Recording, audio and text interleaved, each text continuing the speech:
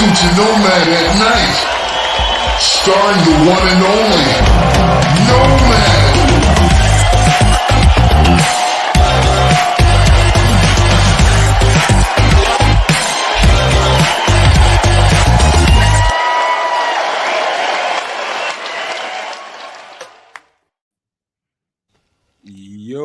Yo. Welcome in, No Maniacs. Welcome into the show. It's Nomad at Night. And hey, probably caught you guys off guard with that intro a little bit, man. Can you guys hear me? I mean, doing the Cabbage Patch over here. We're on some other stuff. I know. Cabbage Patch out. Yeah, hey, so I'm pretty sure that intro caught you guys off guard. It's not what you're used to. But that was what you just heard was our guy Chris Washington's production, and he had to alter our nighttime show, the music in it, because it just brings us one step closer to monetization. So won't be long now before you'll see super chats in your chat, thanks to Chris's work right there. But that's something you have to do when you monetize. There's copyright infringements that you might run into. So clean that up. That's free YouTube studio music. So again, welcome to the show. Well, let's go around. Let's just talk for a minute, man, and chop it up while people are trickling into the show, man. We'll start with you, Chris. What's going on, everybody in the chat? Good to see all the regulars and the new folks. Good to be on another show. Good to see my brothers. And looks like this is going to be a serious week ahead of us, guys.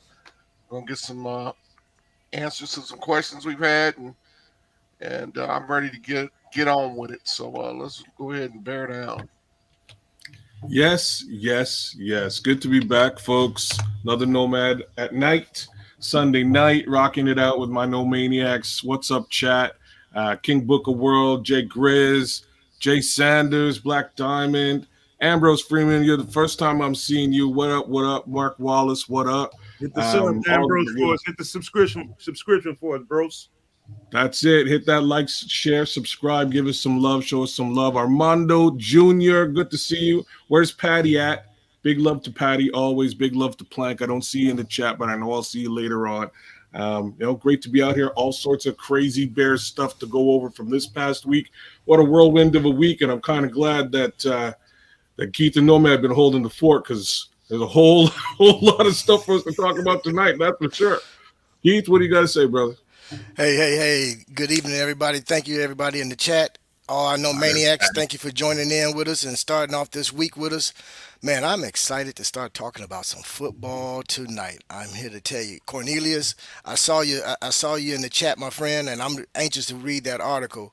But hey, y'all, I don't know what else to say, but let's talk some football tonight. So again, welcome in, fellas, ladies. I see you, Ronetta. Thank you for being here. I don't see you that much. I need to see you here, sweetheart. I do. I really need to see that name in there more often. It makes me feel good. We need female energy into this show, into this chat. I'm so glad to have you here. But listen, thank everybody. Let's just talk some generalities, man, because I already saw in the comment section, Brad Biggs is pretty much sharpening up his machete for the he wants to chase Poles if Poles doesn't do what he wants him to do. He's been running and ragging on and on about him knowing exactly what Poles has to do. They started off the offseason like Poles has to draft a quarterback this year. Like it was almost like it's almost like they were giving him orders. Them being people in the media thinking that feeling like they have, the kind of weight that they can do that to Ryan Poles. I think because the media over the years and over the decades have, readily done that to general managers, man, pretty commonly. You know what I mean? They've run general managers out of town. They've forced draft picks on certain GMs by just the sheer power of their weight in the media and them being able to sway a fan base left or right. But this is a different day and age. It's different now because people like us are platformed. And our platforms together are powerful. One platform ain't gonna get it. Two platforms ain't gonna get it. But multiple platforms that are willing to go out there and say, the words that the media needs to hear is, you don't get to dictate what that man does with his draft cap. You don't get to tell that man. If he decides that he wants to pass on a quarterback 2 years in a row because he likes what he has and he saw momentum and gains during the season and he wants to keep building towards that, you have nothing to say. Not a damn thing to say. You can write all the articles you want. You could try to belittle the man. You could try to do whatever you want. Just know, I'm talking to you, Brad Biggs. I'm talking to you, Dan Wiederer. Just know there's a counterbalance out here, and that is us. All these people in the chat, all these people that join our shows, all these people with other platforms out here, you've got us to deal with now. You don't get to run away with the narrative.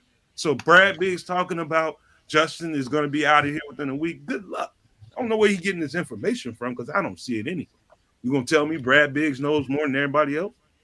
I doubt it.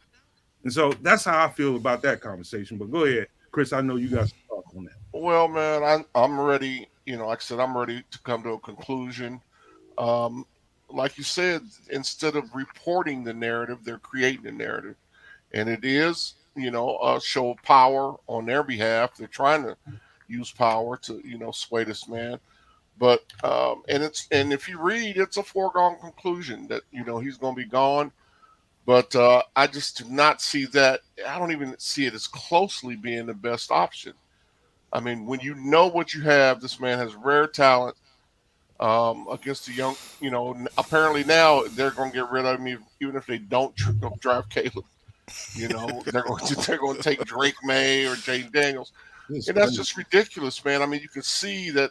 This thing they're coming in waves, and it's peculiar. I've never seen the media do this at this level before. We see them try to, create the narrative, but as far as sports, okay, I see kids ready. I see it. I didn't have to say nothing. Let's face it all, kids. Let me tell you something. For decades, the media has had the levity to be able to do that. I mean, without us being platform and all the fans having a voice, they ran away with the narrative every offseason and pretty much, for the most part, got what they wanted. If not, they ran that person out of town. Well, you know what? It used to be such a thing as called an editorial. And that's where reporters, where they would state their opinions, and they would leave the news just what they knew and, as facts. It wasn't all the speculation and unnamed sources. So that's really what bothers me more than anything. And I just, to my logic, it just doesn't fit my logic. Chris, you're speaking about bigger things than you're even really acknowledging, and I'll leave a lot of those bigger things out. But as a kid growing up in Canada, we used to have these silly little, Canadian commercials. I don't know how else to explain them. The CTV and CBC are our main two channels, so you get some very Canadian-focused commercials. One of these commercials, and what I'm talking about is one of these commercials was about a professor. And I told these guys this many moons ago backstage. But there's this professor, and he's studying some stuff, and they're trying to determine at the end of the day whether the medium itself is the message or whether the message itself is the medium. And at this point with the internet at the velocity that it's at, where you can get up-to-date information in a jungle for the most part. It's a completely different world out there, let alone just for sports. The media has an ability to control the actual message, and watching the QB, the Danny Parkins and et al. and his crew doing their QB conference. A couple of times it was sort of stated during that conference that Danny is really on a mission to control that narrative. And he didn't say it, but his partner did a couple of times, very specifically, again, saying, hey, Danny, you're on a crusade. You want Caleb Williams, regardless as to, what other logic is out there. And then, the next question was, Danny, can you tell us, can you give us the Justin Fields argument? And I will commend the guy. He did a pretty decent job at giving us the Justin Fields argument. But there's key aspects of it that he's missing. And the first one is just simply, you can build a superstar squad moving forward for years, and I have a hard time discounting the team building aspect of all of this. A very hard time versus the player versus player aspect. If you're going to tell me that Caleb Williams is a better quarterback than Justin Fields, okay, I'll believe you. But I definitely have to see the tape and make some sort of, comparison of my own to live by. And I have, and I'm, I'm still on the fence. Fact is, I don't. It could be either one of these guys. I know if I'm Ryan Poles, I'm building a super team. I'm building the dream team of football, and I have my ticket to do so right now. So what you're telling me, kids, is Parkins his partner outright stated that we're being intentional here. We're being very intentional here. 100%. That's what he's on a crusade. He wants Caleb Williams as the quarterback for this team, and I don't blame him if that's what he wants and that's what he's planning to do. At the very least, somebody on his team had the audacity to state it out loud. Brad Biggs, strangely, is in a similar situation. Being a beat writer, as Brad Biggs is, he generally is a little bit more tied in to what's coming out of Hallis Hall. I'll give him that benefit of the doubt. The fact of the matter is, nothing is coming out of Hallis Hall. It's been radio silence, and he's noted this. It's been radio silence since the end of the season. The most we've gotten out of there happened this past week with the Waldron interview and the DC interview. That's about it. Outside of that, crickets and speculation. So he's also been on the Kevin Warren interview too. My bad, and the Kevin Warren. Thank you for throwing that in. But outside of those three, direct communications with folks from Hallis Hall, it's all been speculation. Brad Biggs has also been on a crusade to get Justin Fields out of here. And that's a fact of the matter. Keep just one more time. I gotta say this one more time. Here's how I know, just from talking to people. You know what I mean? I ain't gonna even say I have sources or anything like that, but I know people next to people. And so I think Brad Biggs has got a lot of skin in the game, and he's been around this beat for a long time. And normally, I would say, okay, you probably want to pay some particular credence to what Brad Biggs is saying. I'll tell you why I'm not. Because Brad Biggs had the connections, like really good connections with the old regime, like dudes that used to work inside this building for a while, that's been inside this building for a while, but for the last couple of years, Ryan Poles him and Kevin Warren have done a pretty good job at clearing some of those guys out and putting their guys in. And I think part of that, y'all might want to call me crazy, it'd be a conspiracy. You can call me whatever. But I think part of Biggs' frustration might be because he's not tied in the way I can see that, man. Yeah, I can see that too. That's a good point. Go ahead. Yeah. Well, I'm going to throw in this, man. It feels good to know that right now the Chicago Bears is that important to the national media and local media.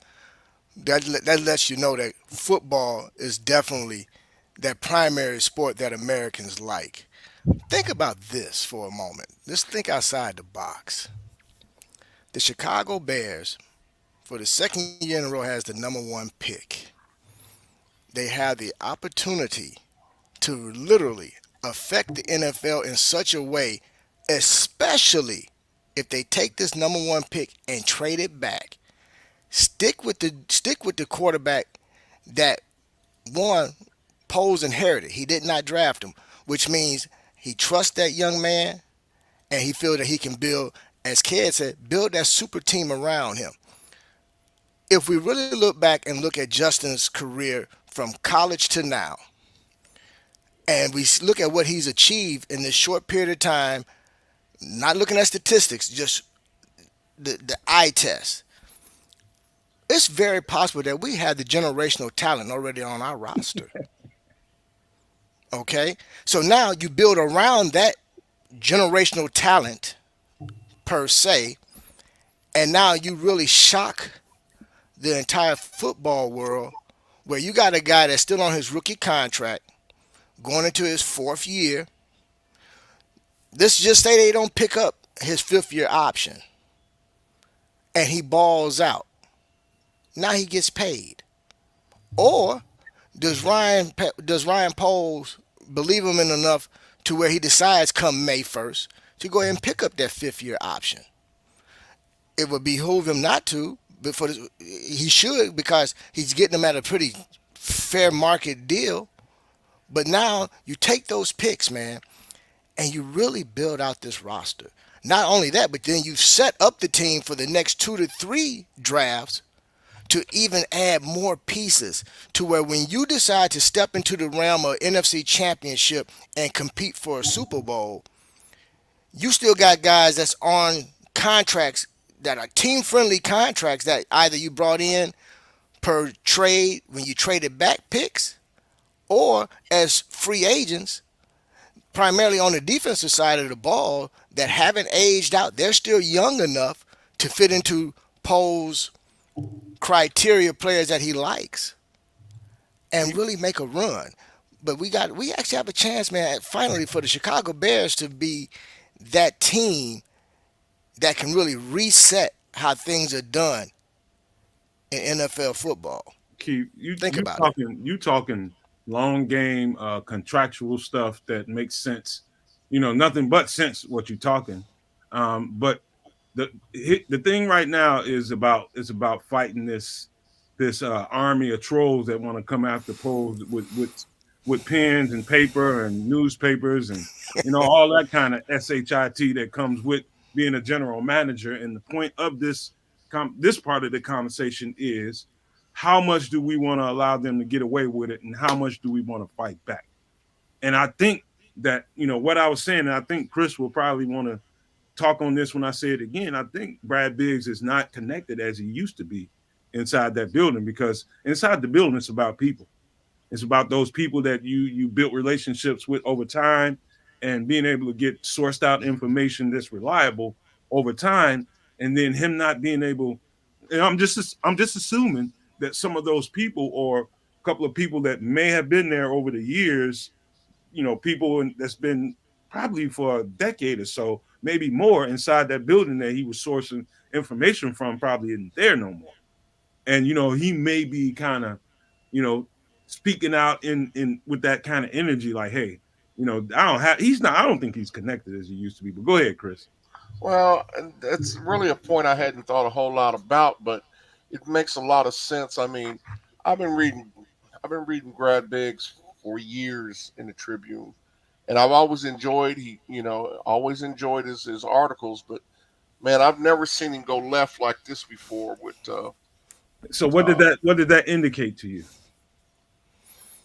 It was a change. I mean, he seems to be writing differently, and maybe it's because it's about Justin, but it could be a loss of connection in that front office.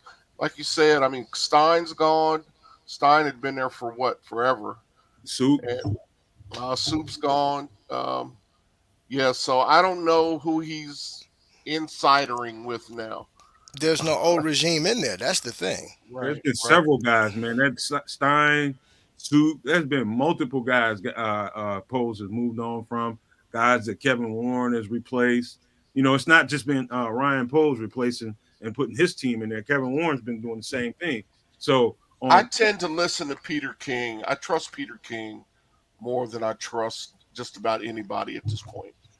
He seems to still, report what he knows. He doesn't do a lot of speculating. He does state his opinion, but you don't see him hanging it on unknown sources or my inside sources or, I tend to trust Peter King's voice right now more than anybody's. Kez, hold on, Kez. Here's the part really. I think this is the part that this is your standard reporter, your standard beat writer, your standard fan. His way of thinking is no way you can pass up on a generational quarterback 2 years in a row. No way, you can't do that 2 years in a row. It's like they've drawn a line telling this guy what he can't do. And that's the problem right now. You can't tell professionals what to do with their damn draft capital. If he wants to pass up on a QB 2 years in a row and see if we can get to Justin Fields' ceiling, damn it, let's do it. Well,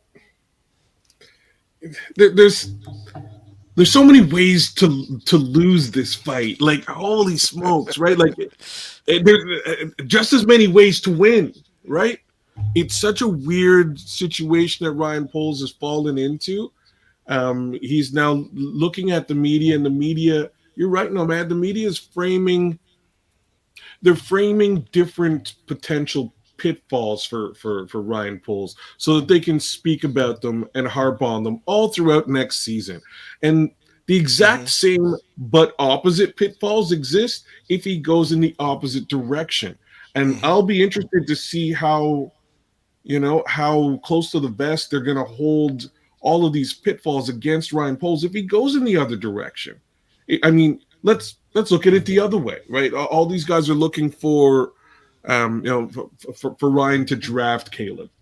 What if he doesn't, and he does go the route of passage that we're looking at? I can guarantee all the way through next season, we're going to be hearing about, oh, well, he kept Justin Fields, and Justin isn't doing this, that, and the third, and why did he pick this guy, and why did he pick this guy, and why did he make this trade when he could have? And that's going to be the narrative for the entire season. It's already, like, the seeds are already being planted.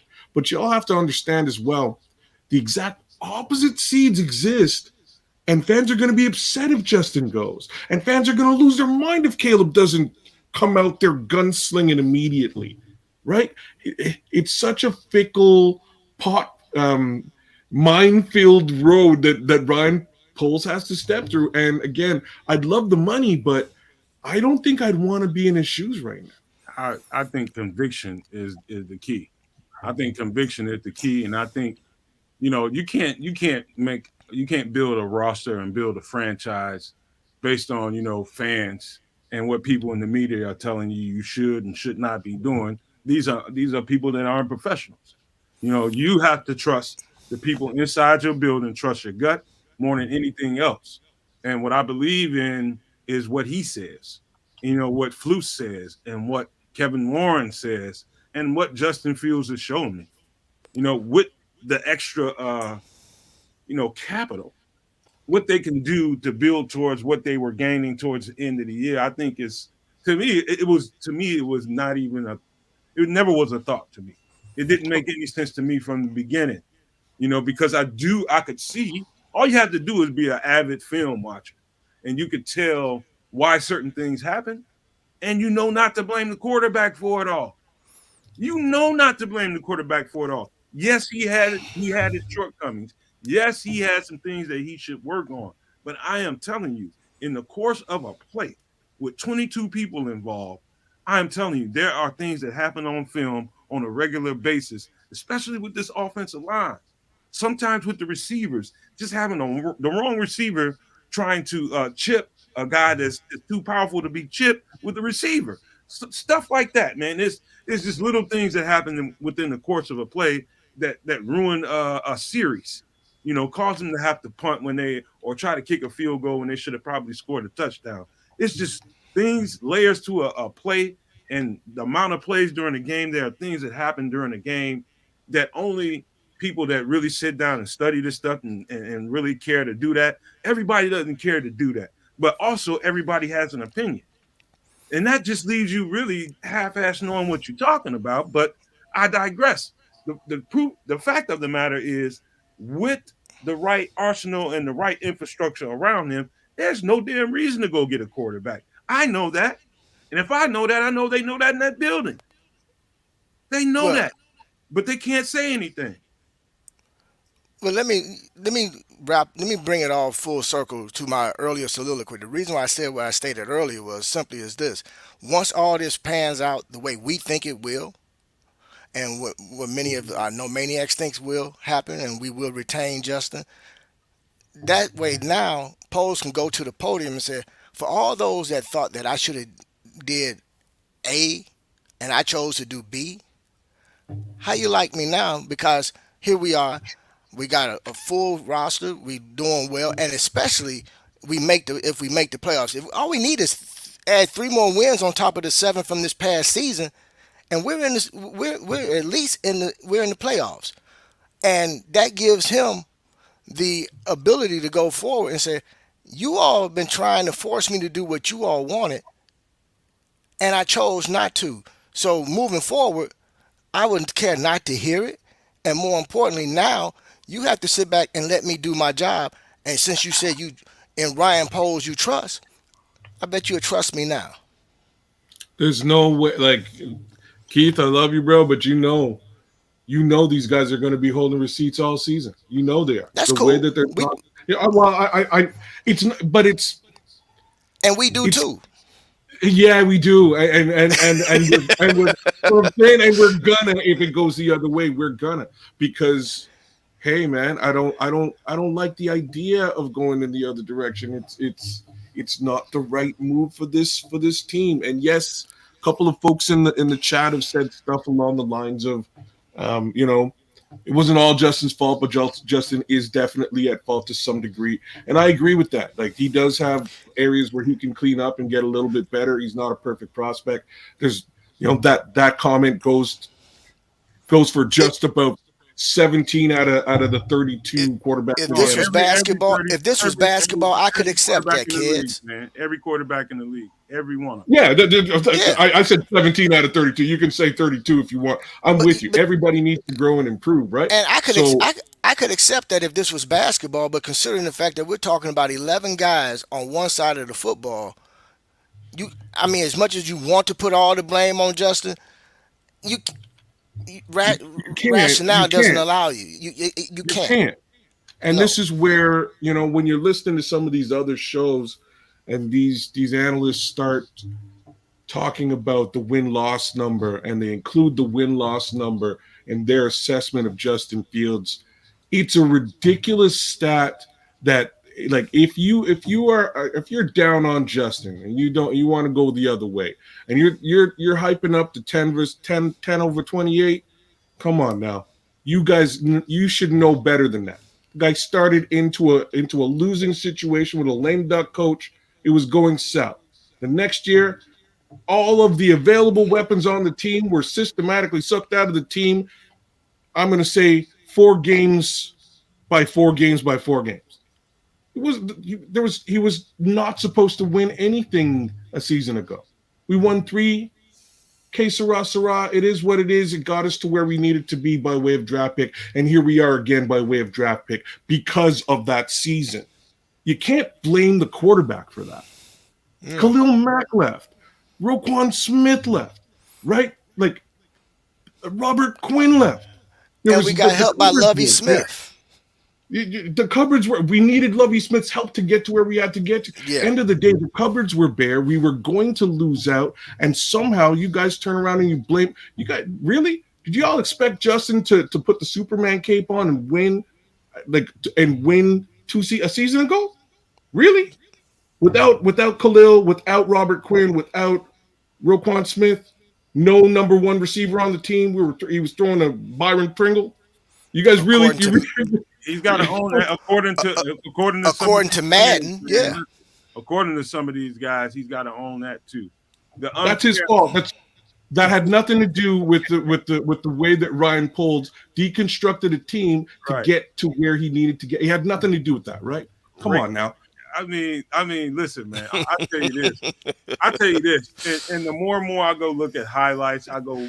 Sometimes I'm unfortunately I go look at an entire game, and but they've got all 22 now broken down to if you want to look at Chicago offense of line versus Tampa Bay's defensive front. You can look at that, and you don't have to look at every snap during the game, but it's worth doing it.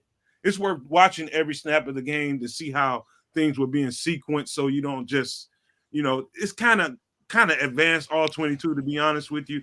But if you look at the entire game, you can see the sequence and how things happen, man. And there are times, and you can see those games reflected in Justin's numbers, how accurate he was during the game. Sometimes the line really stood up, and the pass rush wasn't as bad as other times. And he was able to throw dots all day long when that line held up. But there are so many times during the season, too many times to count. In the whole time that he's been here, that offensive line has been a turnstile, an absolute turnstile. I mean, it's just not even fair. And so when you get into that conversation, guys, when you're talking about fairness, you've asked this guy, He's giving you everything you've asked him to do with a deficient offensive line, deficient weapons.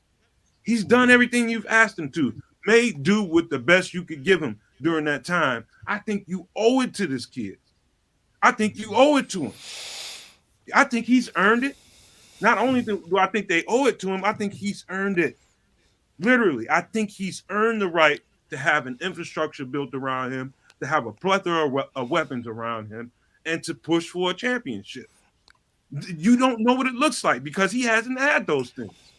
Chase Claypool was supposed to be a big part of what we did. Subtract him from the situation, and you got what we got this year. You know, so that's what my mind is. I think Ryan Poles, Kevin Warren, Flus, and that whole regime, they know that. When people get through talking on the sidelines and in chat rooms and in their articles, writing their papers, they conveniently omit all the stuff that I just said. Everything that I just said is conveniently omitted to pass on a narrative. And I'm telling you, so long as I got breath in my lungs, I'm not going to shut the hell up talking about it because I don't think they do that to that kid. He doesn't deserve to be treated like that. And I agree with you, and I truly believe that's the reason why the narrative is starting to shift a little bit with regard to now where you're hearing more on the national media realm of saying, hey, maybe they should go ahead and trade back the pick and build around Justin, because I think there's some rumblings of them knowing that that's what's going to happen anyway, and I really believe that that Poles does believe in Justin and feel that he does owe Justin an opportunity to finally have as close to a full team around him as possible, and that can definitely happen with this upcoming draft and free agency. So, see, and that's why I don't get upset at the Danny Parkins of the world anymore, or the Brad Biggses. I let it, honestly. At this point in the season, and it's so funny because like the Super Bowl is just a little while ago. Like it's been pretty rough out there for Justin and for the Bears fans, and I don't blame Justin for for pulling the Bears in the NFL off of his stuff. I wouldn't want to listen to it. I wouldn't want to listen to it either. In my mind, the reality is the only way to drive up this pick, this trade, is for Brad Biggs to do exactly what he's doing. It's for Danny Parkins to do exactly what he's doing. You kind of need to have those guys out there pushing that narrative via that means in order for the pick to be at its premium value. So I don't complain. Same and again, the same thing goes for Justin. He can't really be in a fully secure mode mentally or publicly right now, because again, if that's the direction that they want to go in, hey, got to keep those trade possibilities high. So I try to take a little bit of a step back, have a drink of water, and let it roll off my back, because otherwise, man, otherwise I would really be feeling some of the stuff that these guys are saying, and it doesn't all compute. It doesn't all add up. No, Chris, you want to touch that before I pivot? No, I'll just get more upset. Everything that rolls off a kid's back, I seem I catch it. So, all right. So we will probably touch this conversation a little bit as we pivot, but I was glad to be able to say that, man, because I'm telling you guys why I'm passionate about keeping Justin Fields. It's the circumstances that he was given, and it would be almost malpractice to not push to see what kind of ceiling you can get out of this kid when you put the right pieces around him, put the right infrastructure around him, and see what he can do if given a better opportunity. And so, like I said, man, I think they know he's earned it, and I think they'll do what they need to do to build around him. I think I'm gonna be made right about that. But if I'm wrong, I'll pivot. But that's how I feel about it. I think that's where they're gonna go.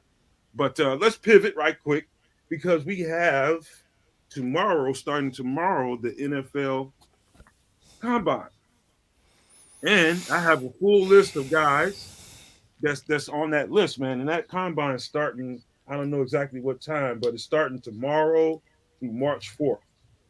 And so tomorrow through March 4th, there's going to be all kinds of, people in tights running 40s and jumping out of the gym, throwing footballs, all that stuff. I'm going to be quite frank with you guys, and I've said this openly to you guys. I do not care for that event. Why? It's because it's just more opportunity for a player to get hurt, in my opinion. But I digress. I know the fans enjoy it. I enjoy anytime the fans can enjoy themselves, that's good. But just know what's at risk. Somebody every year is blowing a tire some kind of way doing drills that probably your body's probably already stressed out. They just stopped the season, and they're not that far removed from a season, and these kinds of workouts are very, very impactful on your knees, your joints, your ligaments, and all that kind of stuff. These are high impact workouts. I know them well because I used to do them all the time. So I'll say this: enjoy the combine, watch it with caution, and just pray. If whatever your belief is, whatever you just the Most High, pray to whoever that these kids come out of this thing injury free, man. I just want to see guys get an opportunity to get a chance at, get their piece of the pie and not have everything just blow up right in their face right as they're about to enter the draft, man. That would suck. And I absolutely hate that kind of stuff. And I'm knocking on wood right now. Well, the most important thing that happens at the combine are the interviews. Yes. I mean, when they can actually get inside these young men's head and kind of see where they're at. And they don't have enough time even to do that. I think it was 15, 20 minutes they can talk to them. Yeah. But I think the decision makers put more value on the interviews than they do on the actual, Olympics. So it's just scary to me every time I watch it. I don't have any problem with like 40s and stuff like that. But when I start seeing those shuttle runs and different stuff that they have them doing, those high impact workouts and jamming in that, because they on artificial surface, man. It's an artificial surface. Synthetic is better than the AstroTurf crap that some people grew up watching. That kind of stuff. That stuff was terrible. But the synthetic stuff, I've been on it. I know what it feels like under my feet, and it's a good feeling. But even that stuff is not natural. And sometimes, depending on how you position a jam, when you jam your foot to go smash down and go forward, you jam the burst to go forward. Sometimes if you hit the right spot or hit it at the wrong time, you may not get any give. That spot may not have as many BBs under it, and it's just all turf. So the BBs are there to kind of make you slip when your foot would catch. So every time you see people playing on that artificial stuff, on that synthetic stuff, and you see all those BBs in people's eyes and on their clothes and all that stuff is to prevent from a foot getting jammed in the mud and a joint or a ligament busting, because it's designed to make it slide a little bit and not to cause that. But sometimes they didn't do a good enough job filling up the field or the stadium with enough of that stuff, and stuff happens. So I just had to put that out there, man. It's all fun until someone gets hurt. But I digress, man. We got a bunch of players that we showcase here on the network. And let's start with quarterbacks, man. Is there any quarterbacks, Chris, Kids, Keith, that you want to pay particular attention to at this combine? What about Caleb Williams? Well, of course, him, but I hear about that guy. it is that he might not even throw yet. I like looking at the lower rated guys. Joe Milton is the guy that I have a lot of interest in because of his size and his arm strength. Joe Milton, out of Tennessee. Yeah. I'm interested in seeing how how accurate he is. His arm strength is off the charts, and he reminds me a lot of Dante Culpepper.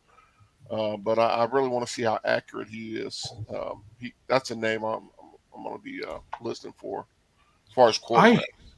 I hate when the QBs don't throw.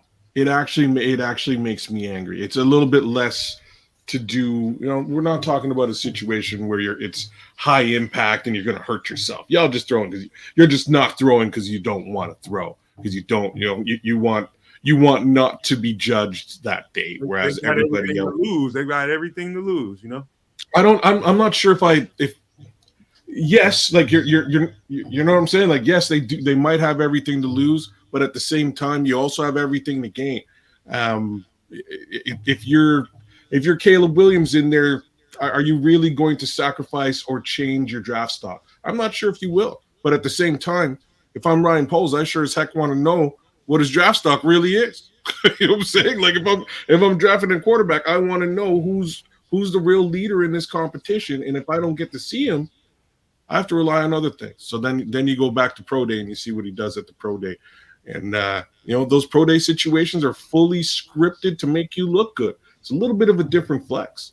So that's me. I want to see Jaden Daniels for sure. Yeah, me too.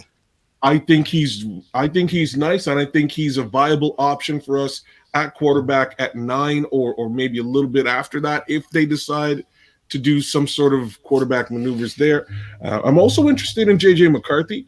He's a bit of a different player, a little bit of a different player, but again, he'd be a little bit further back for us to potentially snag.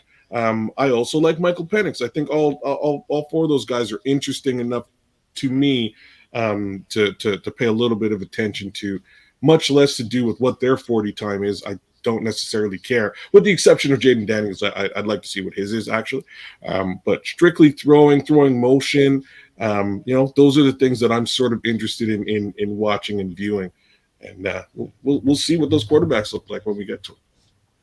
Yeah, I'm really interested in seeing Milton as well. Who I'm interested in seeing is Rattler.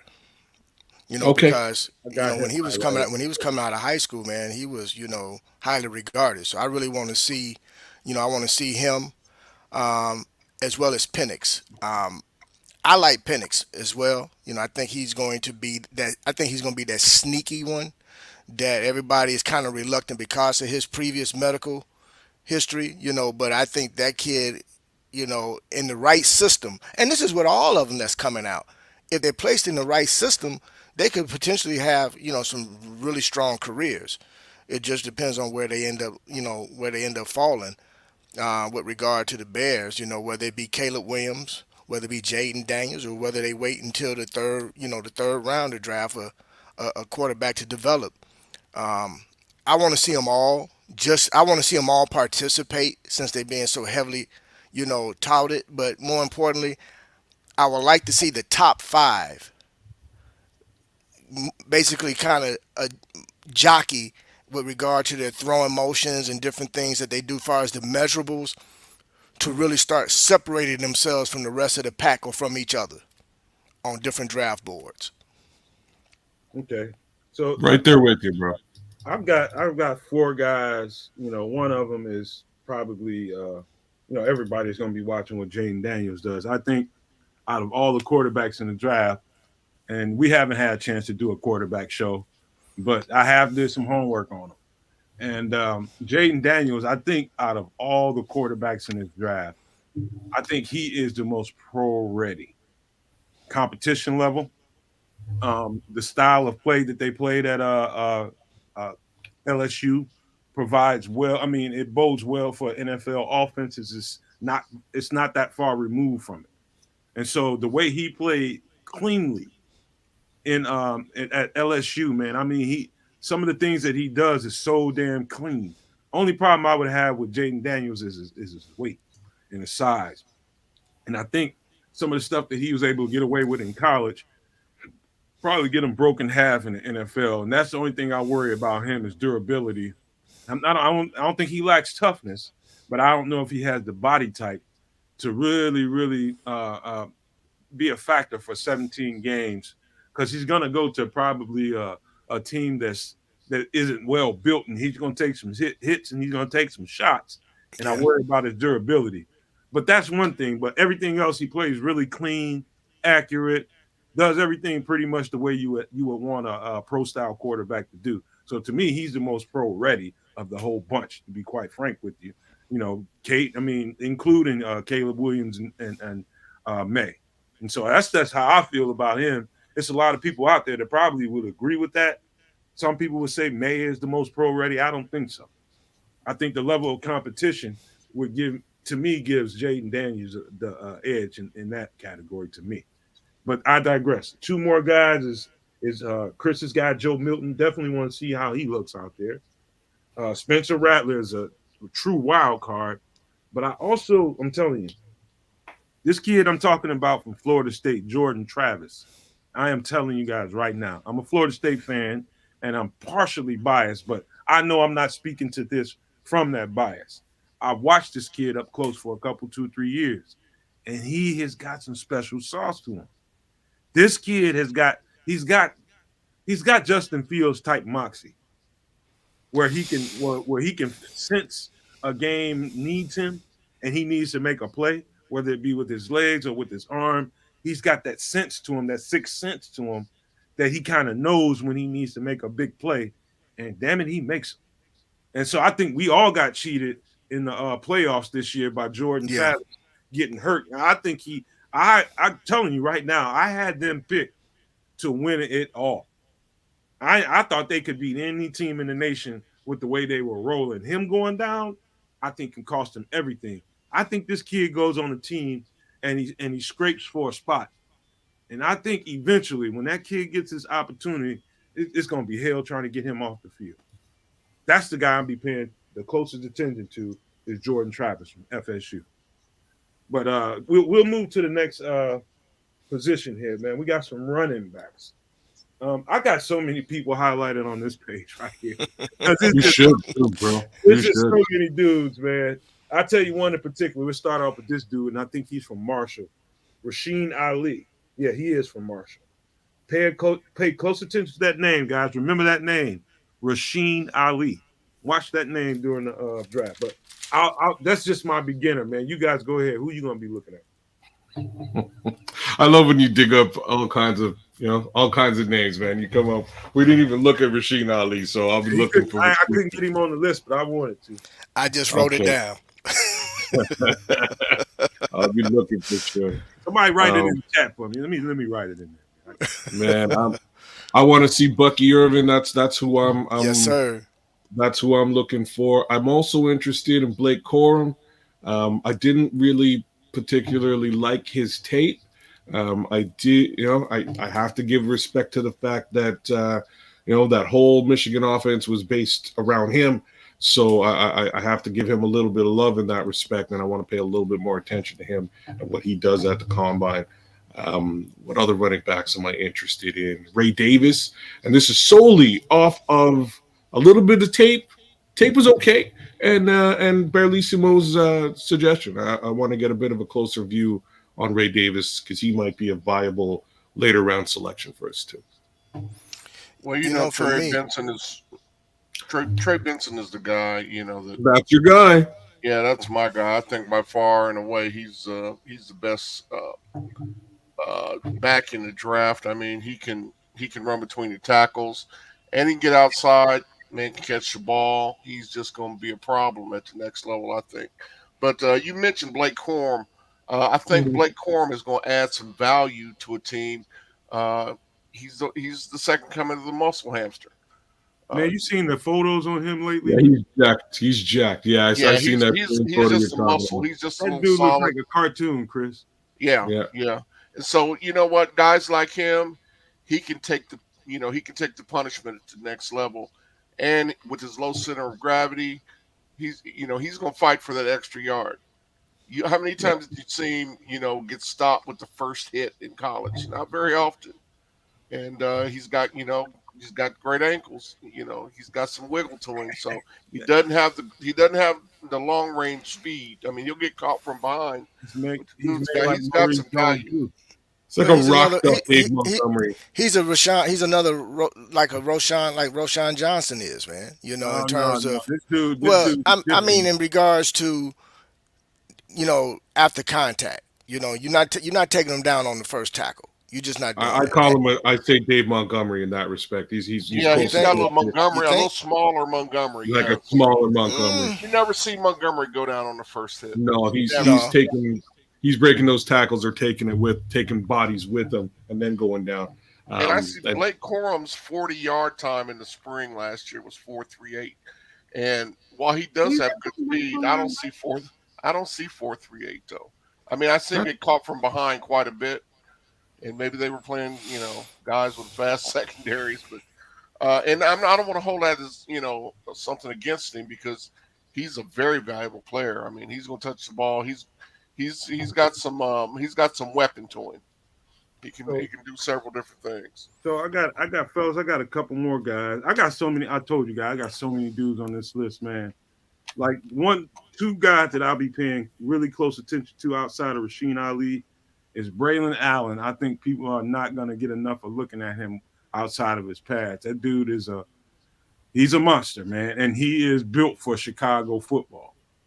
You need a guy that you got the game close and you're up 14 points, and you need to close the game out late third, early fourth quarter into late in the game, and you need to take the air out of the ball in the cold.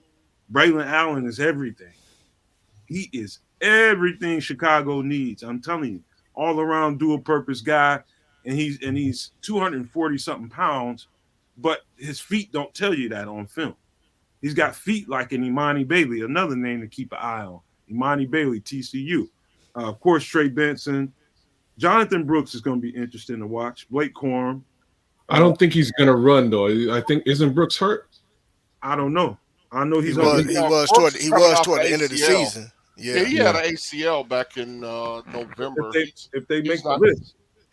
Yeah, he's not going to run, though. He'll probably be there for the interviews, but he's not going to run. He's coming off ACL. I'll tell you, of course, Bucky Irving. That's my guy. Cody Schrader that got on a lot of people's radar because of us.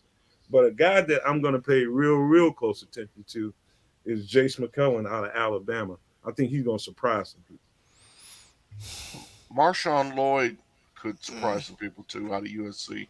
Yeah, you know what? I want to watch Marshawn and see what he's all about. I did not enjoy his tape. I'll be frank about that.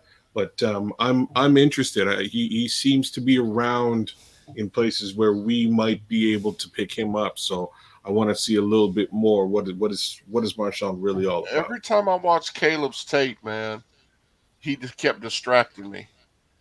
He kept distracting me. I'm trying to watch what Caleb's doing, and he's breaking off for 8-yard run. He's dragging some guys. He's juking some guys. He's got some player in him. He kept distracting me when I was trying to watch Caleb. I'll tell you the thing to watch out for. This is one of those things that just because it doesn't happen nearly as much during games, and I don't know how much practice tape that the scouts are privy to when they go scout a player. Let's just say they send a scout to Arizona, right? And the Arizona scouts given a certain amount of time to watch something. I probably need to ask Greg Gabriel or something. How much tape could he actually watch as far as their practices goes? Why I'm saying this is because you're only going to get to see so much of a running back catching balls during the game. You see some, but then I don't think you see enough of it, and it's hard to tell how natural some of those guys' hands are. See, I'm a natural hands guy. I never was a body catching type of dude, and I can tell natural hands when I see it. And so to me, when you're watching a running backs, pay really close attention to how many balls these dudes are just vacuuming in with those hands and who's catching with their bodies and who's dropping stuff. If you learn anything about these running backs, pay particular attention to their pass catching drills. That's what I would ask people to pay attention to more than anything else. The 40, that's one thing. Cone drills and all that's another thing. Watch how they catch the ball. And that's gonna make a huge difference. But you guys got anything else on RB, man, before I move to another position? Nah. No, I'm good. All right. We're getting close to an hour time, man. You want to do a quick station ID, Chris? The best Chicago Bears content anywhere. Catch Nomad Live pregame 1 hour prior to kickoff and Nomad at Night postgame, and every Friday evening at 7 p.m. Central on all the most popular streaming platforms, and only on the Nomad Network. Guys, we had up to 200 some odd people in the chat. If there are still 200 people watching us that have, if we got at least half those people to hit the subscribe button. You know what that would do for us to look overnight and see 100 people subscribe to the channel. Yes. That's like all the work that we do. That's like Christmas, Thanksgiving, birthday, that's like all wrapped up into one. If we ever were to ever see that we gained 100 subs overnight because of a show that we did, man, you know how much that's all the holidays mixed up into one, and a kiss from your mama. You know, all of that. It feels so good to see that, man. But if you're so kind to do that, man, we would appreciate it. But if you do nothing else, make sure you hit the like button if you're enjoying the content. That just tells us that you appreciate what we do, and it tells the algorithm that you appreciate what we do as well. And I don't say this enough. Please hit the share button, man. Share the content. I'm starting to see people do it a lot more on Twitter this week. So you guys answered my call. I asked people to share it more, share the content with, and people did that. And I love to see more of it if we can. Hit the notification bell, because we also may be moving from 12 noon Tuesday through Thursday to probably 1. We'll wait till CHGO gets done, and then we'll do the show right after them. That's where we're leaning for Tuesday. But tomorrow we will be at 3 p.m. Central. So just stay tuned for that. 1 o'clock Tuesday through Thursday. Monday and Friday we'll do 3 p.m. Central. And so for now, we may do a show. We may do a Nomad at Night on Wednesday. So definitely set your notifications. We may do a Nomad at Night on Wednesday, somewhere around 7:30, 8 o'clock. So set your notifications for that, man. But again, the receivers. I'll tell you a guy, and I'll just start with him. I'll start with one guy that nobody's radar. He's on nobody's radar, but I got a feeling that by the time this combine is over and people see how natural his hands are and how crisp he is with what he does, this kid from Alabama named Jermaine Burton, I think it's going to be a lot of people talking about him. Yeah, you did it again. You found somebody I'm completely off of my off the beaten path. You know what? This wide receiver class is insanity, and I'm interested in a lot of these guys. I'm interested in Ladd McConkey. I'm interested in Troy Franklin. I'm interested in Brandon Rice. I want to see what he's about. I also want to see what the young McCaffrey. I want to see young McCaffrey and see what he's about, because the McCaffrey family could be 3 for 3. So far, it doesn't really look that way, but they could be 3 for 3. So I definitely want to see a little bit. I wouldn't want to sleep on that McCaffrey situation at all. I wouldn't be that guy. Obviously, without a shadow of a doubt, I have to see Maliknabors much more up close and personal. I would love to see what kind of separation he's getting out there, because the separation on tape is ridiculous, and that's why I lean to Maliknabors over the other potential first round wide receivers, and that's just me. I ain't saying he's better than Marvin Harrison Jr. I'm just saying I like him better. That's just me, right? Go ahead, Skids. I'm just saying they're completely different things. They're hard to compare, right? They really are. But in my estimation, both of those guys would be great in a Bears uniform. So would Rome Odunze.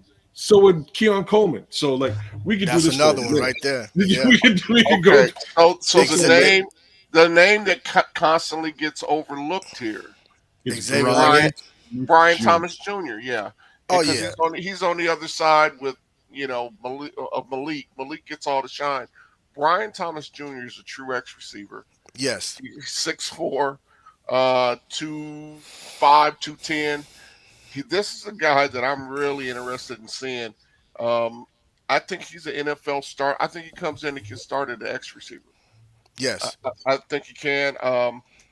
Of course, Xavier Legette, I'm really interested in seeing where he measures. I know they're saying they're going to not give their measurements this year, but it will get out. I see him listed at 6'3", anywhere from 6'1" to 6'3", and I've always thought he was on the bigger side. He looks closer to 6'3" than 6'1". I know he's 220 5 pounds. But I'm really interested to see what that young man runs in the 40, just to see, because a guy that big shouldn't be that fast. And last spring they had him running a 4.29. Yeah. So and Xavier Worthy, he's the other guy that I think could sit Oh right in the yeah. slot. Sit right in the slot. Another sub 4.3 guy, 4.29 last year, and he's a good route runner. He's a little slender, but he's crafty. He puts me in the mind of a Tank Dell a little bit, just a little bit bigger. Yep. Shame on me for skipping over Xavier Worthy, because I really liked Tank Dell last year. I really like Xavier Worthy this year, especially for the added value in the return game too. Hey guys, I'll tell you who I think has the most to gain here, and he's got the most to lose as well. Xavier Legette. I think he can. Chris, imagine we went through this and neither one of us brought up Xavier Legette. Well, that makes two actually, man. Not yeah, just Legette, but McConkey also. I think McConkey's going to play. He's going to be pretty clean, man. These are right up his alley, man. These drills that they do at the combine. I really like McConkey though, because I'm pro Georgia when it comes to their receivers, because I know that they put an emphasis on route running. Them guys run routes, man, and most of them are great hands. They good catch. They good catching of the football with their hands, man. But I'm gonna tell you somebody that I'm really interested in. LSU guys are better than all of them. I'm telling you, they receive. Oh yeah, absolutely. Oh, absolutely. But I think a sleeper gonna be that boy Keon Coleman, man.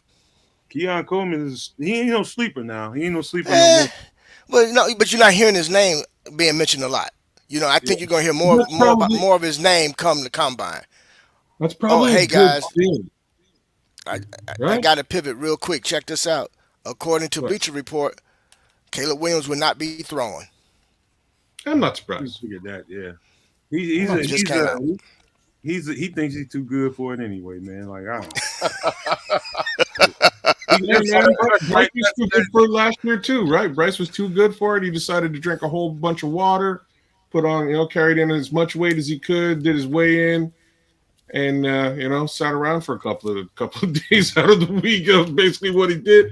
It happens more frequently than not. I think it's a big waste of all of our times when that that vaunted prospect decides that he's bigger than the game and he doesn't, he shouldn't participate. That does not surprise me. That goes right in line with, he's, I ain't gonna character assassinate nobody, but I'm not surprised either. Just gonna say I wanted it to be reported at least, It fits. It really does, man. It really does fit with his MO, in my opinion. But not to character assassinate the young fella, man. I do wish you well. He's the consensus number one according to everybody. So come on, man. Chuck, I'm sorry, man. I'm sorry that's your QB1, man. You might have to go and move to Washington or something, man. I don't know. I'm with you guys there. Same token, Bryce Young did the same thing last year, and he did. Look at how well he did. So we'll just kind of leave it there. I think throwing. I think you can miss some balls, during a combine, and people will run those tapes over and over. And I think that's probably more of it. To try to play devil's advocate for Caleb, I do think, quite frankly, that he stands more to lose than to gain in performing, throwing balls at the combine. I don't think people are there to see that. Just a casual fan will be there to see that. But coaches already know what he's capable of and how he can throw a football. I think the whole exercise is unnecessary, to be quite frank with you. But certainly someone with Caleb's caliber of arm, you don't really gain anything by performing at the combine and throwing the football. But everybody wants to see it. But but that goes in line with who he is, man. He's not going to do anything that he thinks is beneath him. And so that's just the way it is with him. He's just not going to throw the ball. He's not going to throw the ball. Done. We're done with that conversation. But I'm telling you right now, Brian Thomas Jr. is going to be most of the conversation. He's going to get a lot of attention because when people see how big this kid actually is and how clean these LSU receivers run routes between him and Maliknabors, I think him, Maliknabors, and Marvin Harrison is probably 1A, B, and C as far as Yeah. release. When you're a DB, it's all about the release. It's how clean can you release and how good is your juk and to get me in a misdirection as to where you're going. Those three guys are top of the echelon when I'm talking about releasing and getting off Yep. the ball and making you back up and making you guess about which way this kid's going to go. You don't get hands on him right there at the line of scrimmage. He's going to basically F you over. And I actually had neighbors at number one on that, man. I think On release. Brian Thomas might be better than him. Yeah, I Wow. do. I had neighbors, man. Number one on that, man. I think Brian Thomas is better than him at the release. And two more names you might want to listen for: Malachi. And you could be right on that, Nomad. You definitely could be right on that. And Malik Washington out of Virginia. Telling you, my man Malik, I watched some of his film the last week. This dude, he's 5'8", but he's about almost 200 pounds. And I mean, he doesn't drop anything. He had like 111 catches last year. This dude does not drop anything. He's a slot. He'd be a slot receiver, but he's one that doesn't. Special teams contributor. I'll tell you what. It'd be hard to keep him off the field. Yeah. Go look up some Malik Washington film off of from Virginia. I also think X Worthy is definitely going to be a winner if he Yeah, goes man. in his A game, man. He's going to be a winner in this. Yeah, man. Honestly, he's to me, he's a bit of a luxury pick for the Bears, but I would not be angry if they figured a way to slide him onto this team Well, because wouldn't be a luxury if they don't re-sign Mooney. It'd be a need. if they don't re-sign Mooney, well, we're getting a receiver regardless, in my opinion. Like definitely one. I just don't think. I think that one will happen earlier into the draft, and then it becomes luxury. Now you don't necessarily need to go get another wide receiver. Well, but it just depends on roles. Well, Mooney's name been associated with Kansas City over the weekend, so Yeah, it's not just over the weekend. It's been going on for a while, but with Matt Nagy over there, it's a sensible place for him to land. And they're having trouble. They don't like Kadarius Toney, and Kadarius Toney don't like them. So there's all of that as well. yeah, he's done. But as far as Xavier Worthy is concerned, you're right, Chris. There's, there in the return game, he's an instant upgrade on the return game, and you now have a third wide receiver. Slot. Three receiver sets. Man, you set that dude in the slot. He give folks fits. But okay, I know we're talking about the draft, but we just thinking about the slot. You know who I thought about, but again, I know he's already on the roster, but I'm gonna keep blowing the horn for my man Velus Jones, man. Oh, Yeah. boy. I'm. You know what, man? I would love to keep talking about that, but we are a little bit behind schedule, and we're gonna breeze through these next couple of 2 or 3 position groups. Let's do it. We're gonna go to the tight ends, and I'll tell you the names that I will be paying particular attention to. Of course, will be Jaheim Bell, number 1, just to see him out of the pads and see how natural he is catching the ball and running routes. It's gonna be a lot of people interested in watch that stud tight end, but I think he's more than a tight end. I think he's a weapon on a team that can really emphasize on his skill set. I think he's going to be a great addition to somebody's team. Here's a name that it's a lot of people starting to talk about him now, but at the beginning weren't a whole lot of people talking about this kid, Ben Sinnott out of Kansas State. Man, that's a name to remember, man. Ben Sinnott out of Kansas State. I think people are going to really like him by the time this is all said and done. And here's one of my sleepers, and this is the last name I got that I'm going to be really paying attention to.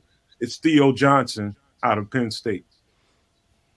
Keep track of those names right there. I'm telling you, Theo Johnson, Jaheim Bell, and Ben Sinnott for the tight end. But what do you guys got? I've been preaching Jared Wiley. Jared Wiley. Yeah, the TCU, 6'6", 253. Dude can block. He's got good foot speed, and he's a hands catcher. And so I think he's got a real good ceiling on him. I mean, I'm not gonna say he's Gronk, but Gronk wasn't Gronk when he came out, and so he can be developed into that type of 3-phase tight end where he can block on the line on the second level and catch the ball. So he's definitely a name. Theo Johnson was one of the guys too. I was looking at. Nomad. I figured you'd swoop him up. The last guy is the Baylor Cup kid from Texas Tech, 6'6", another 260. Didn't play a lot, but you hear about his technique is good. He's got good hands. When they hit the target, he's a good athlete and he's big. And dude runs a 4.55. So Well, it's hard to don't teach. It's hard to teach that kind of speed to a man that big. yeah, but don't sleep So on Trey Knox either, man, out of South Carolina. wow, Do yeah, not that's sleep on actually Trey Knox out of South yeah. Carolina. This cat runs a 4.48 40, man, and he's a multi-role tight end. Don't sleep on him. I All right. think I That's think he's gonna climb up some boards, man. He's He's gonna definitely definitely he's climb up some definitely boards. he's definitely highlighted on my page. Definitely highlighted. I haven't looked at enough of him, but so far I like what I saw. Man, look, watch some film on him, man. I He Watch looked some was at film the on the it kid. already, but not enough. We still digging in the tight ends right now because we haven't done a show, and this is kind of throwing that all off right now just by the fact that we highlighting all these dudes. But let's slide on out of here to some offensive line guys. Here's the guy I think may stand to lose the most if he does all the drills. And why? Because typically, I mean, Joe Alt started off as a tight end, and so you expect him to have fluid mobility. But if for some reason, man, he comes out there and he looks slim and slight in the lower body and doesn't look like because I think that's where he comes up short, and that's in the lower body department. But you never know what these cats are gonna come out here looking like with a couple months. I don't know how long they had. At least about a month to really train and really pack on some pounds and do all that or lose pounds depending on who you are. You never know what he's gonna look like out there. But you got to be paying close attention to Joe Alt. Got to be paying close attention to a guy that I like as a guard, or he could probably play some center too. If you ask him, Cooper Beebe, I don't even know. I know he's an interior lineman. He's Um, a top-rated guard for a yeah, long time. a guy. Here's a guy out of Florida, man. I want people. I'm gonna type his name in here right now. His name is Kingsley I got Egwakun, you on. Egwakun out of Florida. I'm writing it in there now.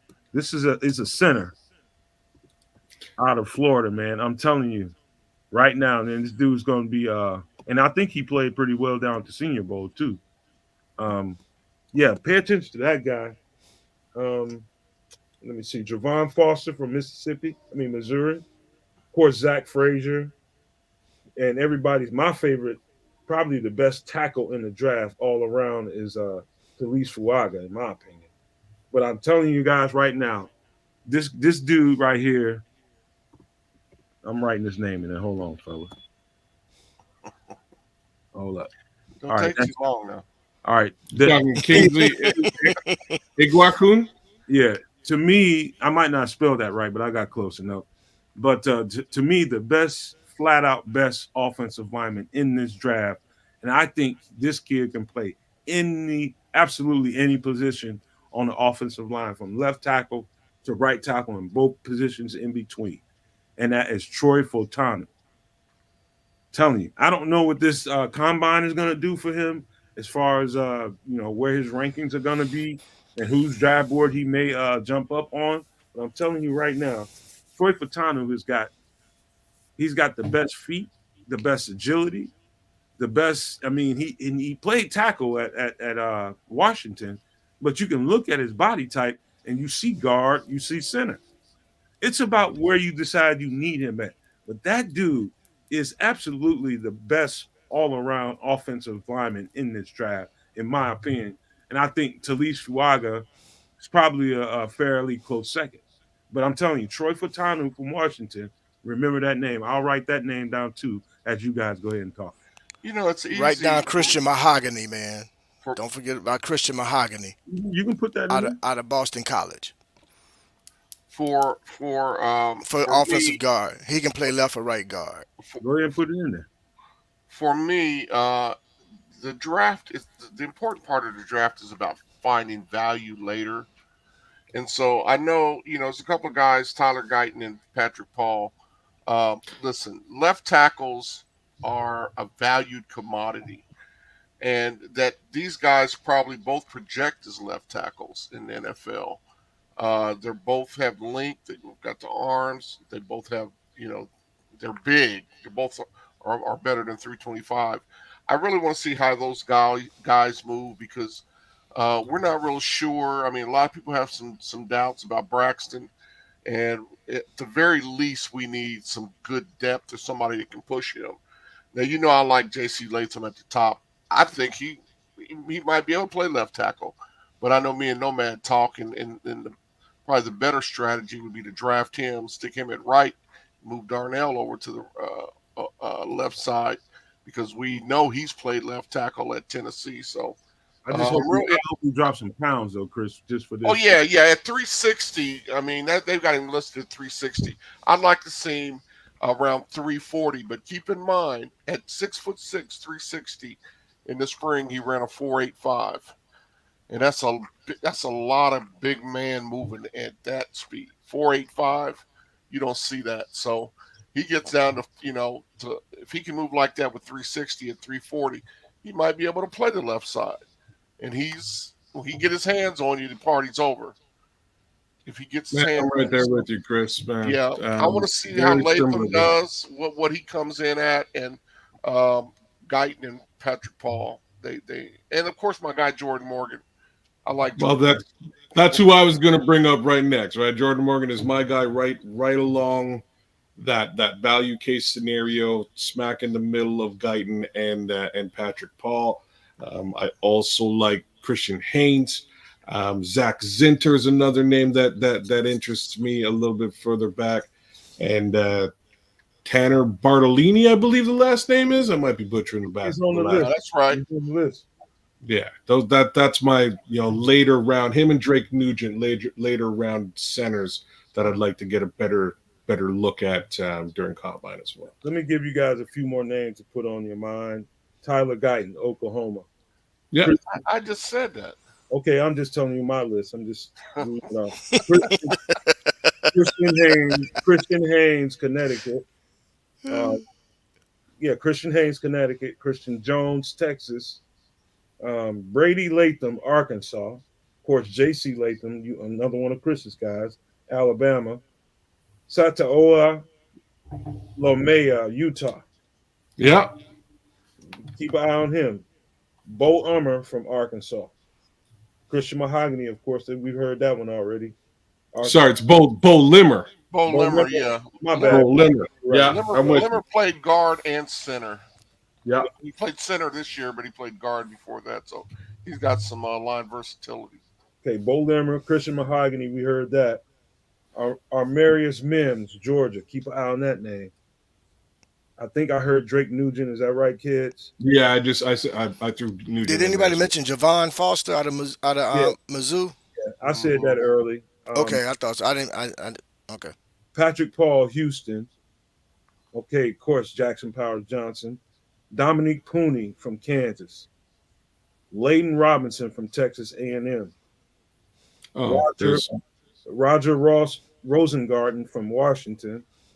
Yeah. Kingsley Sumatea from BYU. I love that guy. Yeah, that's don't Charles, forget Cedric Van Pran. yeah, he's there. Yeah. Yeah. Charles Turner III, and Zach Zinter from Michigan. don't Yeah. forget my guy up at Yale, either Kyron. Actually, it's a pretty deep draft, man, with regard to Yeah, offensive linemen. Yeah, You you know, don't that you know why? Because offensive linemen are getting better.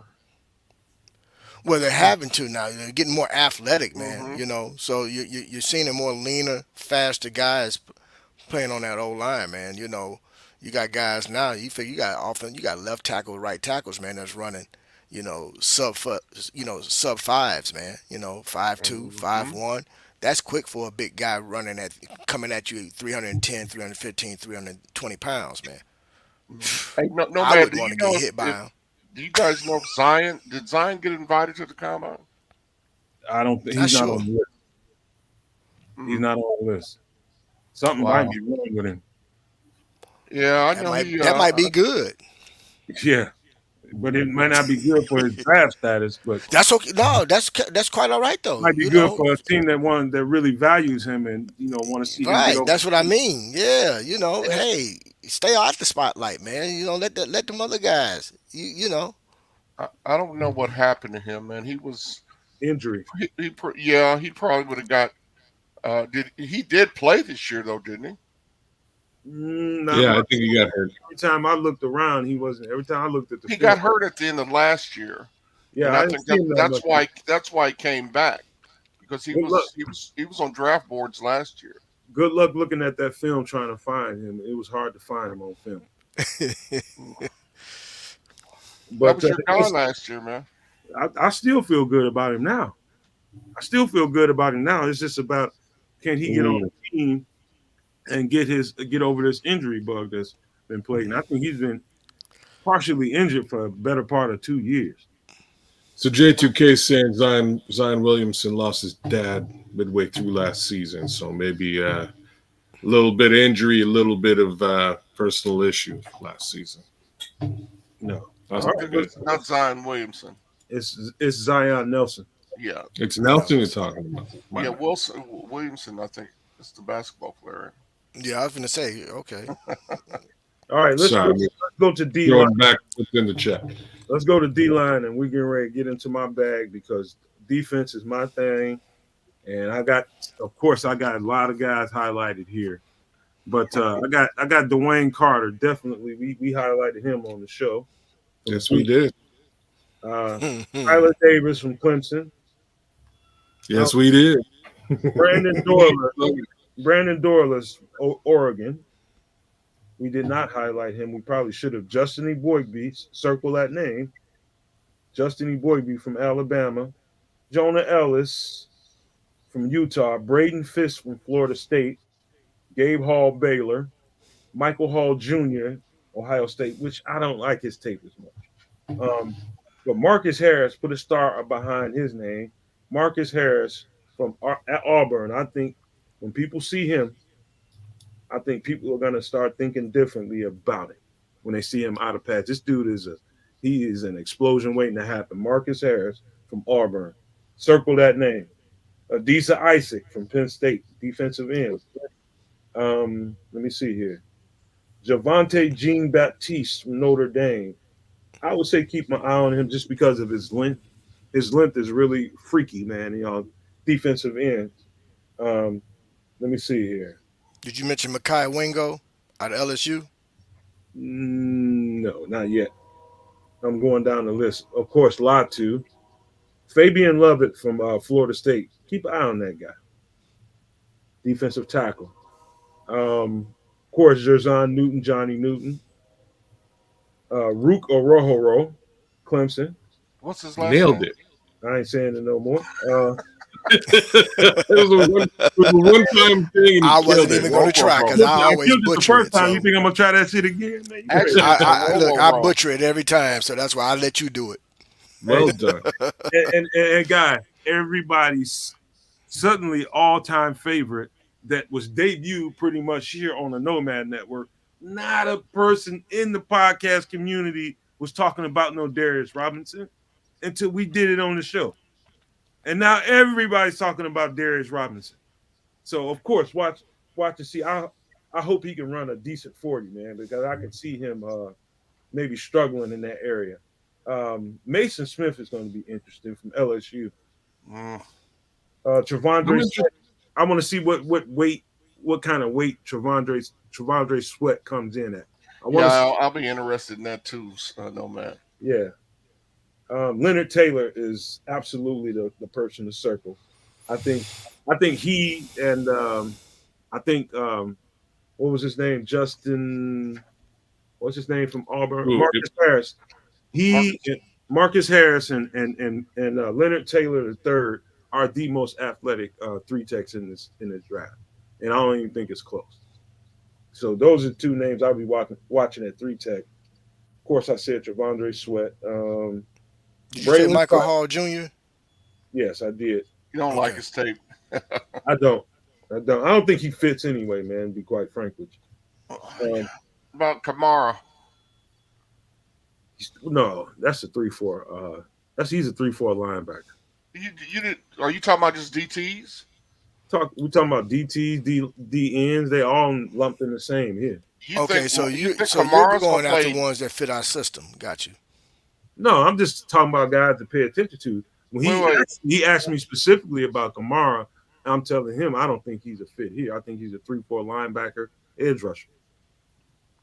That's just the way I see him. I don't think he can capture the edge at all. I think he's just too light. But I don't know. I don't think he can cover anybody. Well, he's gonna have to if he's gonna play 3-4 because he can't play hand in the dirt DN, man. He can't do it. He's just not built for that. Who's your guy out of Tampa Bay, the edge rusher that? Yeah. They just re-signed him. Got me. I can't think of his name. He might have. Did he go to Denver? I'll look it up. But he reminds me of Kamara a lot, kind of undersized, but gets to the quarterback. Okay, so we're gonna whip through these linebackers pretty quick. Tatum Bethune, Florida State. Chris Braswell, Alabama.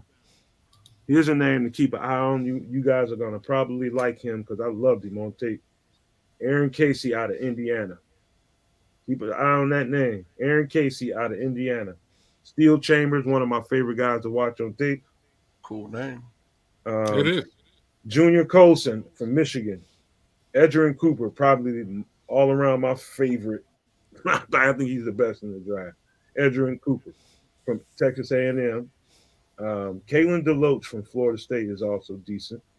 Tommy Eichenberg, watch him. Cedric Gray, North Carolina, guys that we did on the show. Maris Leofile, one of my favorite guys to watch on tape as well, from Notre Dame. Jeremiah Trotter from Clemson. Zion Tuipulola Fatui from Washington. He's an edge rusher, 3-4 linebacker type. He's got the kind of size that you can probably put 10 on him and get the same kind of promise out of him, and he can put his hands in the dirt. So he's a possible fit here. If you can hold on to him and put 10 pounds on him, I think you can turn him into a 4-3 edge rusher. Dallas Turner, Trevin Wallace, and Peyton Wilson, Chris's favorite. I was going to say, man, don't you leave Peyton Wilson off that list. Got you faded, man. Anybody else y'all want to talk about this? No. The guy I was waiting for you to say was Peyton Wilson. Yep. If you were going to forget him, and you didn't, so we're right. good. Let's talk about some DBs then, man. Some names that's going to stick out to you guys. I think Chris Abrams Drain out of Missouri. Of course, Terrion Arnold out of Alabama. It's a guy that probably should have made the safeties list. Bo Braid from Maryland, man. Watch this dude. I think he definitely should have made the list. Well, he didn't. Yeah, I know. He did make the know list. who made that dude Oladapo? That dude Oladapo that everybody likes so much beat him out of it. I don't know if Oladapo can cover like Bo Braid is nice too. Like just to put it out there, he's nice too. He's good. He definitely take a close look if you get the opportunity during the combine. He was right there, honorable mention, but Oladapo was too freaky athletic, man. He couldn't beat him out. Sorry, man. Sorry, Chris. He didn't make the list, bro. All right. Jarvis Brownlee Jr. from Louisville. Devon Bullard from Georgia. Kalen Bullock from USC. I was going to mention him. Yeah. Jalen Carlisle from Missouri. Kalen Carson from Wake Forest. Cooper DeJean, who I think is a stud, is probably going to transition to safety more than likely. Cameron Kitchens. Oh, yeah. Renardo Green from Florida State. My guy, my favorite, Dominique Hampton. I can't wait till people get a load of him. Yes, sir. Just a flat-out stud. There we go. Hold up. Cam Hart, Notre Dame, who I think has a lot to gain in this draft. In this combine. I think he can probably boost his status a little bit if he performs really, really well. Jaden Hicks, safety out of Washington State. Kyrie Jackson, corner out of Oregon. Cam Kitchen, safety from Miami. Kalen King is another name that you probably want to pay close attention to from Penn State. Kamari Lassiter out of Yes, Georgia. sir. Kool-Aid McKinstry, of course. Max Melton, who almost made my list from Rutgers. I think he's a Bo Melton's brother. Oh yeah, okay. Really? Yeah. Okay. he probably should have made. I can't remember if he played safety or corner. I'm not sure, but he should have probably made that list. Quinyon Mitchell from Toledo. Everybody liked him. Senior Bowl. Malik Mustafa from Wake All right. Forest. All right, I was gonna check you if you didn't put that guy in there. Malik. Yeah, Malik's he made the freaks list. Oh yeah, he's a stud. Yes, sir. 1,300-pound lifter. Josh. Did you mention Go ahead. Javon Bullard, Georgia? Yeah, I got to him. All right. Okay, Making Josh sure. Newton from TCU. Tyler Newman from Minnesota. I got one of my favorite dudes to watch him take, just a freak. Keaton Oladapo. Good Lord, that dude's a freak. Andrew Phillips, who is another dude that probably should have made that list. I think he's a safety. Nehemiah Pritchett from Auburn. Josh Proctor from Ohio State. Ennis Rakestraw Jr. from Missouri. Damani Richardson from Texas A&M. I think he's a safety. Mike, how you say his name? The little Sanderson. I was waiting for it. There you go. Keep an eye on that dude. I think he's got. Mike's nice, man. I like Mike. It's hard not to like him, man. I mean, he does everything so well, man. Tyke Smith from Georgia, and my favorite corner in this draft, and I think he's got the goods to be a Chicago Bear and start day one. If we trade Jaylon Johnson for some reason, it's TJ Tampa. Okay. Who? TJ who? TJ Tampa. Oh yeah. Okay. Sione Vaki. All right. Thank you. Nate Wiggins from Clemson. Evan Williams from Oregon. And James Williams from Miami. And that rounds out this 300, I think 330, 340 some odd guys. Let me look at this again. I'll tell you straight up. Let me see. Got 321 total prospects altogether. To me, it's not nearly enough. But, you only got, I don't know how they set that up and why it's only 321. But just it's a bunch of people that, And Hendricks, he did mention Jaden Hicks. Yeah, I definitely mentioned him. Yeah, Jaden Hicks, we mentioned him. He's one of our guys over here. I mean, that's to people that play football and you've been playing it your whole life, and you get to certain levels, and there's certain things that you want to put on your bucket list. I went to the combine. I was invited to the combine, or I got, I was in the running for a Heisman Trophy. Or I won the Heisman Trophy. I got drafted to the NFL. These are boxes that you always want to check. As a football player, you want to get those accolades, and you don't get them, or you don't get drafted, you don't get invited to the combine and all that kind of stuff. You know what it's doing? It's fueling cats that didn't get invited to that thing. That's all it would have done to me, was just fuel me. Just fuel me, made me I'd have been a monster in my workouts. Just couldn't get it. Just can't wait to get in front of a set of coaches and show them that you made a mistake.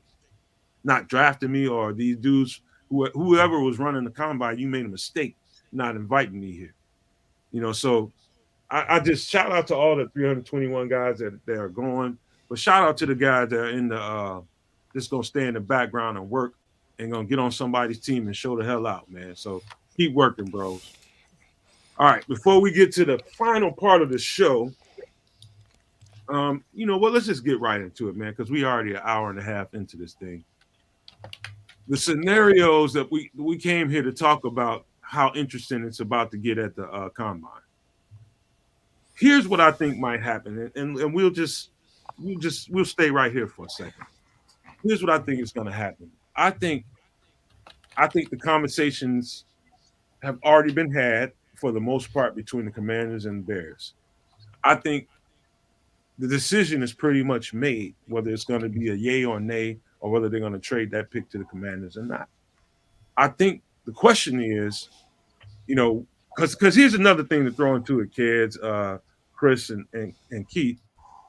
You know, a lot of people on Twitter are saying, you know, why would the Commanders, they're in a rebuild, why would they give up all that draft capital for the for a quarterback? Here's one thing they have going in their favor. They've got a player that can probably help them recoup pretty much all they give up to Chicago right away, and that's Daron Payne. He's a luxury piece for a team that's on a ascend, that's in the hunt for to really fight in the playoffs and compete for a championship. He's a luxury. He's just as much a luxury piece for Washington now as Khalil Mack was for us when Poles and Eberflus came on. So what the scenario I can see happening is they take the whole big swing at Poles and gift wrap him everything he wants, knowing that they'll be able to recoup it with the piece that they have in Daron Payne. Daron Payne is enough to put somebody almost over the top if the right team gets him and they have the right kind of draft capital to get him. So what do you guys think about that? Well, are you talking about Daron Payne coming to us? No. Once the trade is made to us, and we're going to end up. That's the reason why Jahan Dotson is on the thumbnail. Okay, I think that's the player that they'll target in that trade scenario is Jahan Dotson. They should. And I think after that's done, after they wrap that deal up, I think what Washington is left with is an opportunity to recoup some of the capital that they just gave up in a luxury pick in a luxury player like Daron Payne. What do they need Daron Payne at $25 million for? Well, competing for the next. Well, and that says a lot about what Payne did last year. He got his money, and his numbers fell completely off. So, what kind of value does he have at that cap number? That's the thing you have to look at. I mean, some people cost too much money, man, for them to be rebuilding. Well, that's what I'm saying. What kind of value does he have?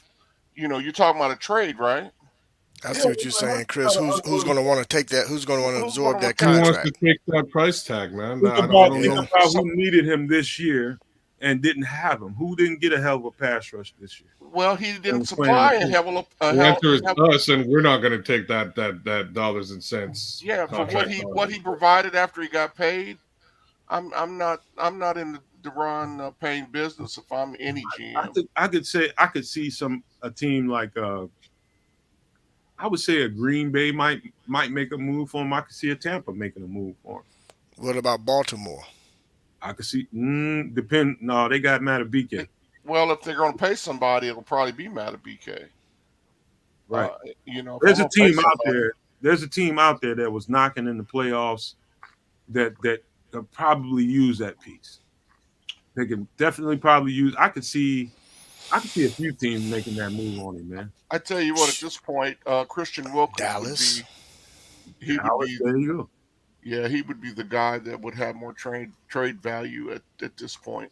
Or, I mean, if they tag him. Who are we talking about, man? Christian Wilkins. Oh, yeah. I'm just talking about, in the. I was just speaking to Washington. Yeah, I get it.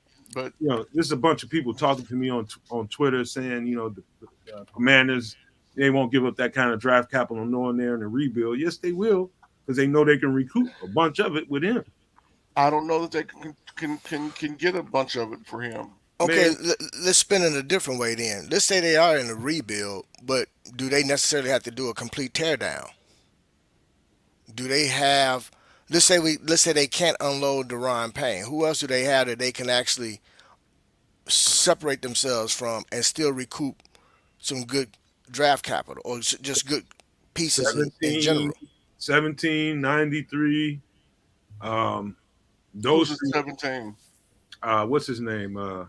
Must be talking McLaurin. Ain't that his number? Terry McLaurin. I couldn't think of his name. I have no clue what their numbers are. I watch about as much Washington football as I do. I'm gonna pull up there. Let me pull up there. I'm gonna pull up their roster. Give me 1 second. I'm gonna pull up their roster. His cap number is pretty high too. It's plus 20 million. He's a luxury. He's a luxury that they can't really afford when you rebuild. Yeah, but they need they need to have somebody. I'm kind of with you with the Payne thing. I'm less with you with the McLaurin thing because if they're if they're gonna Chris bet the asked me that farm, question. He was asking what kind of players that they have that they might be willing to Yeah. talk with. I'm just backtracking and saying, like, if we're talking wide receiver versus DT, I would keep the wide receiver because you're bringing on a quarterback and he's going to need him. He's going to need all the wide receiver help he can get. So maybe Payne makes more sense. It's just the dollars and cents associated with it that make it a bit hard to swallow. I'm telling you right now, if Poles goes, we don't want him. You can keep him. He costs too much for us. We want the kid on the rookie contract. That's what they like. They've openly said that we look for guys on their rookie contracts or getting ready to come off of their rookie contracts in that year that they want to prove to get a contract.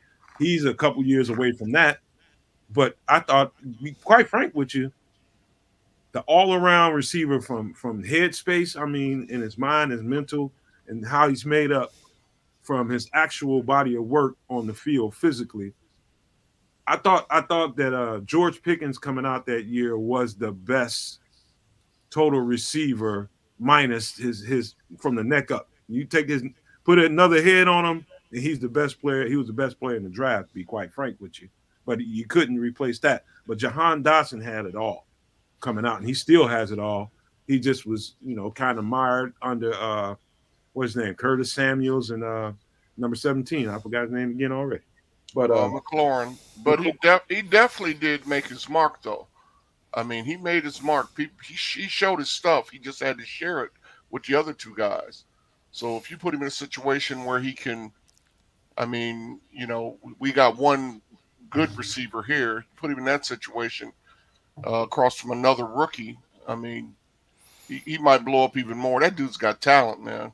Chris, I'm be willing to bet you money that Jahan Dotson was pretty much at the very top of that receiver board for Poles that year. I'd be willing to bet you money. He's just got Poles written all over him, and he's a calm, cool personality, gets along with everybody, nice kid, uber talented, catches with his. I mean, man, I'm telling you, Jahan Dotson is going to be a stud in this league. And Yada says they're not giving up 4 picks to move up one spot. You're talking about 4 picks. You don't have to give up 4 picks if you're going to give up a player. So I'd say give up that. Oh, you pray? Oh, no. You're giving up 4 picks, yo. No. Yeah. You don't You're giving up 4 picks. No. You're going to give up 2 and 2 seconds and a first next year. Okay. I don't even want the players. Keep your players. I spoke in my mind. I think you go for the 2. I think you go for the 36. You go for the 100, the 100th player, and then you go for the player that's actually on the team, and there's your slot player. You can let Mooney go. Oh, no, you got to get more than that. You're going to get more than that in the second go around. You don't have to. Get as much as you can in the first. No, brother. Okay, well, all right, start with Chris. Start with Chris. Start with Chris. Go ahead. Tell me how you think that should play out. I would listen. Washington is seeing Caleb in their dreams. Magic Johnson there, and he wants to do whatever it takes. He wants to do whatever it takes. Do you think they would hesitate to get the hometown generational quarterback, come back, savior of the team, new ownership, follow the money? You heard what Sean says all the time. Follow that money because he's going to put butts in the seat. I need this year's second. I need both second rounders, and I need next year's first. I'm sorry. This is not – I don't want to see a point chart. I don't want to see the point chart. Throw that out. It doesn't apply. Yeah, and I need Jahan Dotson too. Call me when you're ready. See, I'm right there with you, Chris. I make the Jahan Dotson request by way of negotiation, but I could give I couldn't care less if he wants to call the Bears or not. If he does, great. It's gravy on top of that 1, 2, 2. Don't get us a strike, man. Turn that shit off, man. So hold on. So, no. Keep it going. No, we cannot keep it going. My bad. I didn't realize we couldn't use it. Ain't gonna get a strike for 2 seconds. Anyhow, yeah, I'm right there with you. 1, 36, 40, and 1 next year. That's what I'm comfortable with. If we get a player on top of that, that's great. That's gravy. If not, you move on to New England. Hey, New England. Basically, these guys told me, whether they told me this or not, they told me they're going to give me at the very least the number 2 pick, those 2 second picks and the 1 and a player. That's what they told me. What do you guys want to do? Man, you negotiate your way all the way through and figure it out. But I wouldn't even buck unless I'm getting those 4. Those 4 picks are a staple. That's what this has to be. Personally, I like it, but I think y'all too greedy. But I'm glad you're greedy. I hope Poles is greedy like that. You better be. So damn straight. It's a once in a lifetime opportunity. You can call me greedy, whatever you want to call me. I need those. The list. It's gotta be fair. No, it doesn't. It absolutely doesn't have to be fair. It does. This is how. No, I'm such a jerk when it comes down to it. Like it's true. It needs to be a fair. It needs to be a fair exchange. As much as we want to fleece these and people. what is fair?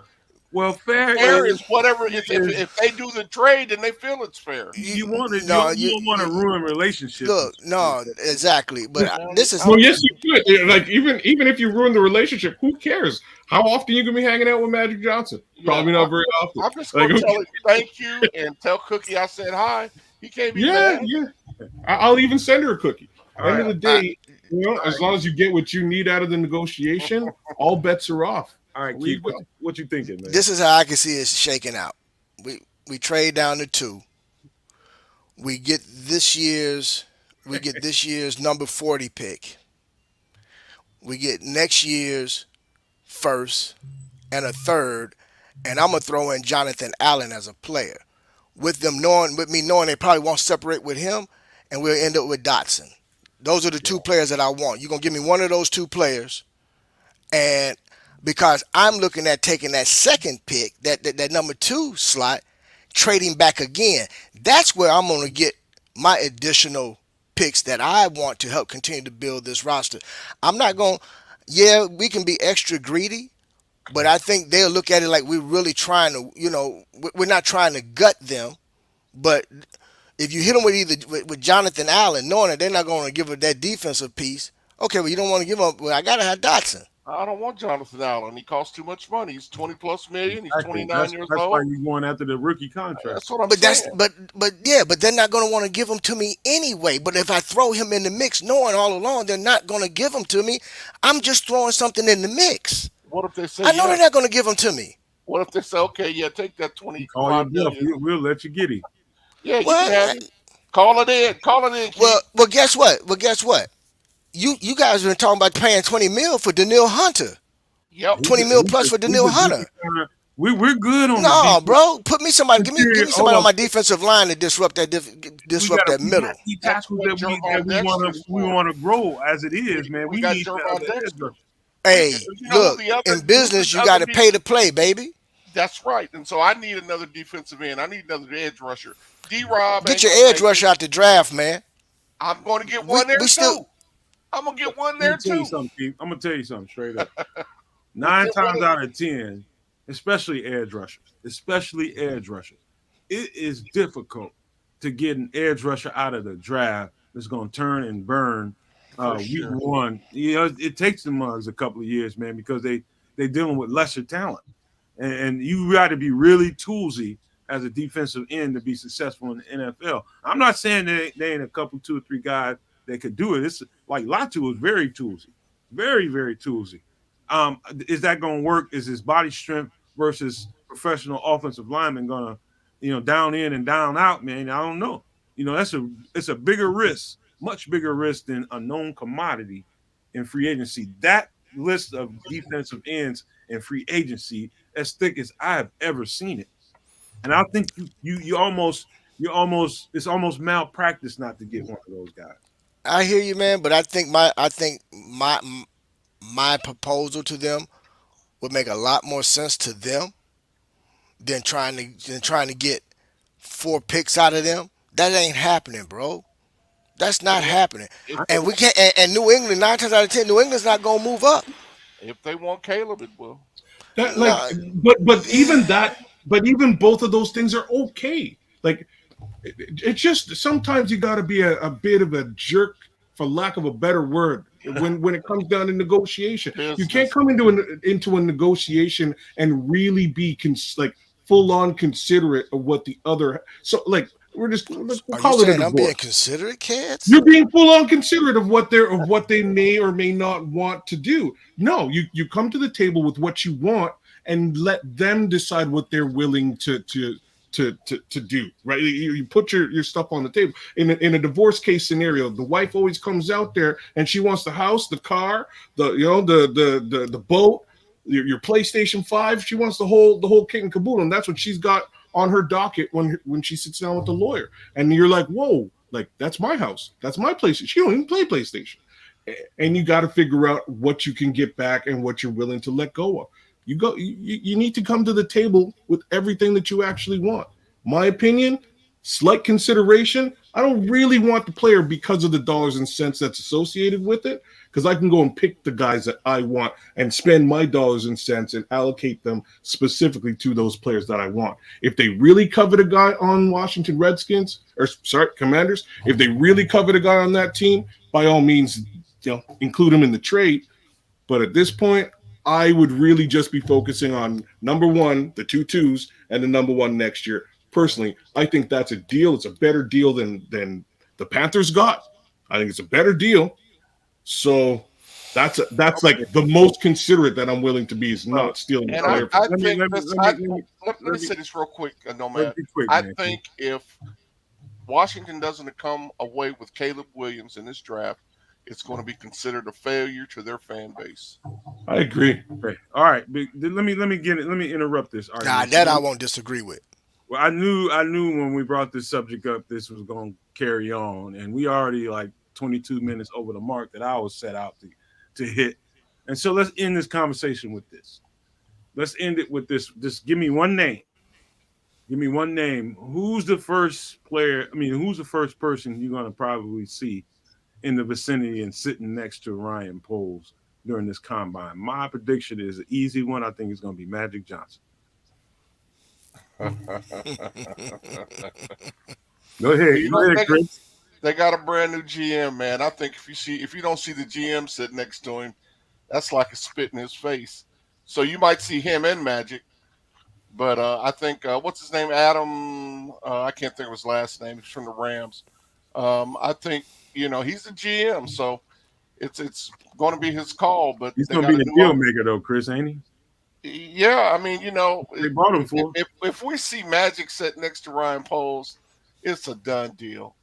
It's a done deal, man. He'll be on the front page of every. Oh man, I don't think Magic will even be there, but his words will be there. He'll be there somewhere. I don't know if he'll be where everybody can get that picture and speculation can go crazy. If Magic is there, then it's a done deal. Even if he's in the building. He's there. I'm telling you, he's going to be there. I don't think so. I don't think his impression. So who do you think? Who you think is going to be there? Just give me a name. That's all we need. I don't have anything for Cliff Kingsbury. I have no idea who's really. You know what I'm saying? I have no idea who's really going to be trying to get into Ryan Poles' ear.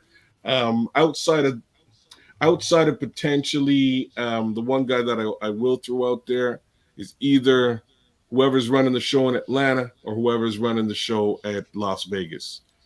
Those guys might want to have. Okay. They might want to have their ear close to the pulse of what Ryan Poles is doing. All right, Key. I think the guy we're going to see from the Commanders sitting next to Poles is going to be Doug Williams. Doug Williams. Yeah, brother. Yeah, he's the senior advisor. He's the senior advisor to the team president. Man, well, I'm he'll probably be sitting next to him. Good name. I didn't think about that, man. Chopping that up. But as far as other teams that could be in play, I honestly think that we'll probably see somebody from Denver sitting next to him. I think we're going to see somebody from Atlanta sitting next to him. And a sleeper team that might be sitting next to him are the New York Giants. Somebody from the New York Giants organization will be sitting next to Poles, trying to cut a deal. All right. I'll tell you what. I'm going to have my binoculars ready. I would pay very close attention to who he's having. Because you know what? A lot of the real negotiations are going to be happening in people's hotel suites and stuff like that, like they did last year. People coming in to meet with Ryan Poles. Ryan Poles going to meet with other people behind the scenes. But then, it's negotiation time. So if a team thinks someone is getting a leg up and he's kind of swaying Ryan Poles, he might be liking him a little bit too much. And word gets out, people are going to start whispering. Rumors are going to start flying like an MFer, man. People are going to be like, hey, the such and such team are prepared to offer the Bears this, and that. That stuff is going to hit the headlines and it's going to get to the GMs of these different teams. And then the real stuff is going to start happening. And, so it's going to be interesting starting tomorrow, man. And I would say this. I give some reporters a lot of credit. I give most reporters a lot of credit. But these speculation mongers, man, out here in our local media, I give no credit to for the most part. My favorite person, my favorite two people on the beat are Herb Howard and Adam Shapiro, and I haven't heard a peep out of those two guys. You know what I mean? They not said anything. They, reported anything of significance. That tells me there's not much as a fart smell coming out of the doors of Hallis Hall right now. But we know about it. But you got certain people that are out there, pushing this narrative that no source is behind it. It's just they're speculating about what they think is going to happen, and I don't pay much attention to it. If I text Herb, if I text Alex Shapiro, and I ask him, do you think there's smoke behind this or that? And they tell me that no, I'm not sensing any of it. I'm not hearing anything. I'm gonna take them for word value because I believe in what they say. They've got reporter chops as much as these other guys have been there longer, but I'll reach out to them if I hear something that's worth talking about. I'll see what they say. But I trust Herb and I trust Alex Shapiro, not because they've been on the show, but I just get a sense for people, man. And I do trust those two guys. And so we're going into the Lion season. It's going to be in earnest. It's going to be a lot of rumors getting spread around. Don't believe everything you see and hear. But if something happens within the time frame of the combine between the 26th and the 4th that's worth doing a podcast on, I'll rally up as many people as I can and we'll go live. But until then, man, you guys want to wrap this up with some last thoughts? Hey, man, I just want to thank everybody in the chat. It's good to see you guys. Brother PJ, it's good to see you. All of our regulars that came. We had a nice little crowd tonight. And listen, this thing's going to get real. So, you know what? Brian, it's good to see you, my friend. Dude in the back, great job. All my brothers on the panel, love you guys. Let's bear down. Man, love you too, Chris. There's a whole bunch of new folks in the chat today. I was kind of impressed, pushing 200 in the chat. That's awesome. Please like, share, subscribe, tell a friend, tell another friend, and tell another friend. Nomad Network is out here doing the darn thing every day, and one time on Sundays, sometimes 2 times on Sundays. All that being said, I think we had a good roundtable discussion about some of the names and players you're going to be seeing this coming week in the combine. Should be awesome to watch. Get familiar with some of those guys because, again, they may wind up as Chicago Bears next season. Outside of that, Justin v. Caleb v. Trade v. V. contract case scenario. I'm just about over it. Justin Fields is over it. Can't wait till we figure out exactly what this all is going to look like for the next season. That being said, bear down, guys. We got a little ways to go, but we're almost there. To our No Maniacs, thank you again for sticking around with us tonight. We really do appreciate it. Thank you for your participation in the chat.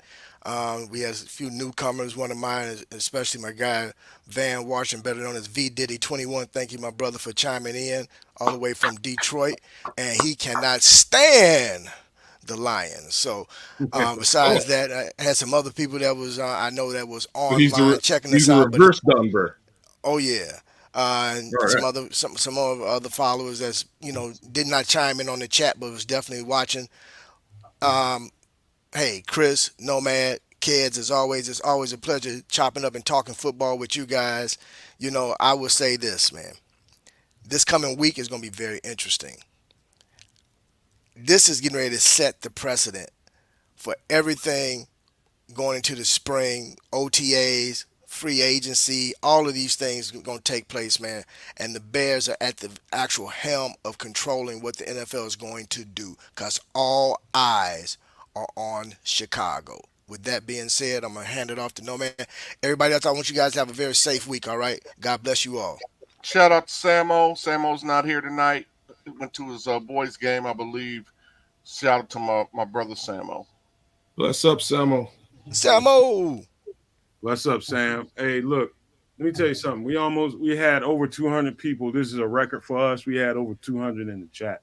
That's a great record for us. We also had, because we had over 200 in the chat, we had a bunch of new people here for the first time and a bunch of people who didn't agree with everything we had to say. And I emphasize this all the time to all those people that come in here and don't agree with everything we say. Man, your family just as much as the next person that agrees with us. You know, it's to me, you know, we can have our virtues and then have people that oppose our virtues and still be all right as Bears fans. I really believe that in my heart. As long as you're not here being malicious and being foul, being vulgar and disrespectful, man, you're going to be welcome here, lady or gentleman, as family around here. And that's just the way, that's our standard around here, is welcome everybody. Be that kind of show and podcast that welcomes everybody regardless of where your stance is. And so long as we can be respectful of each other and show, I tell this to people all the time, I could not like you, man, and still you could be a person in need and I'd find it in me to help you. That's just how I am. You know what I mean? I'm built like that. If someone needs me, I'll help them. And I get mad and be pissed off. I might punch you in your face later, but I'll help you in that moment. You know, if you really needed my help, that's just how I'm built. So do the same in return. If you came here and you enjoyed the content, and you appreciate what we're putting out there, do us the favor and show us some love on the sub, because we can definitely use it. Hit the like button, man. Share the content, man. But more importantly, hit that sub button and hit that like button. We want to grow into the kind of podcast and network that you guys can really rely on. We said that we were going to give you new content and more content, you know, in the year 2024, and we started to do that. But there's more coming. We're going to stick to our plan, and we're going to give you guys more stuff. We're going to branch out genres. There's going to be different stuff coming out of the Nomad Network than Chicago Bears football. You haven't seen it yet, but trust me when I tell you, it's in the works. But before we get out of here, I got to tell you guys these famous words. But don't leave yet. Okay, go ahead. I just didn't want to hear the famous word. Yeah, I got you. Do not, after the famous words tonight, do not turn off the show, because we got a little treat for you at the end, man. We're going to start a new segment on the show where we're going to highlight some talent. And this talent right here is he's a guy that you all know and love in the chat room all the time. He's always here. Our guy, one of our own, Hair Bear.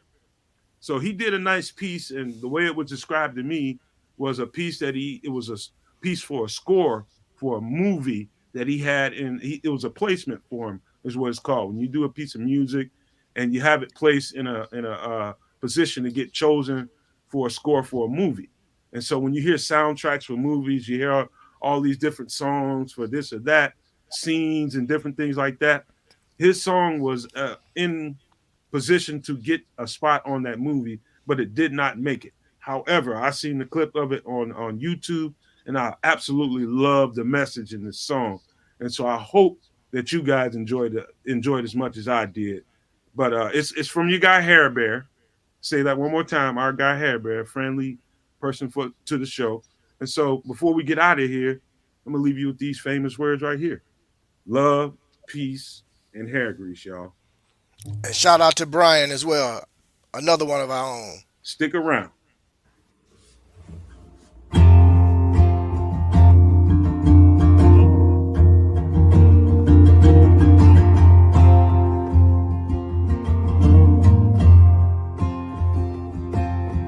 Whoa, it's what we do and why we can't have peace.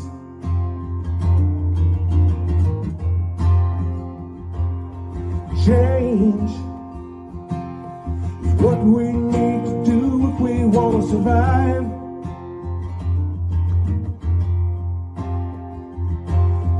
things on earth worth fighting for. There ain't no call to go and start a war. It's up to us to find a way to live.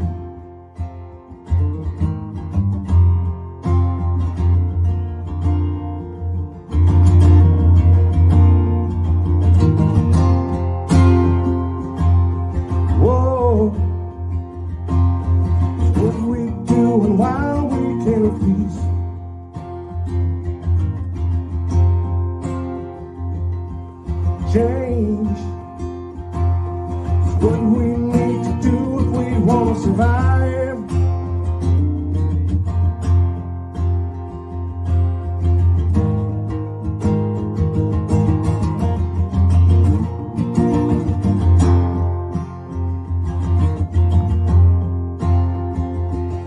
They drop their bombs and shoot their guns. Women and children run, and now the killing's just a kid, it seems to me.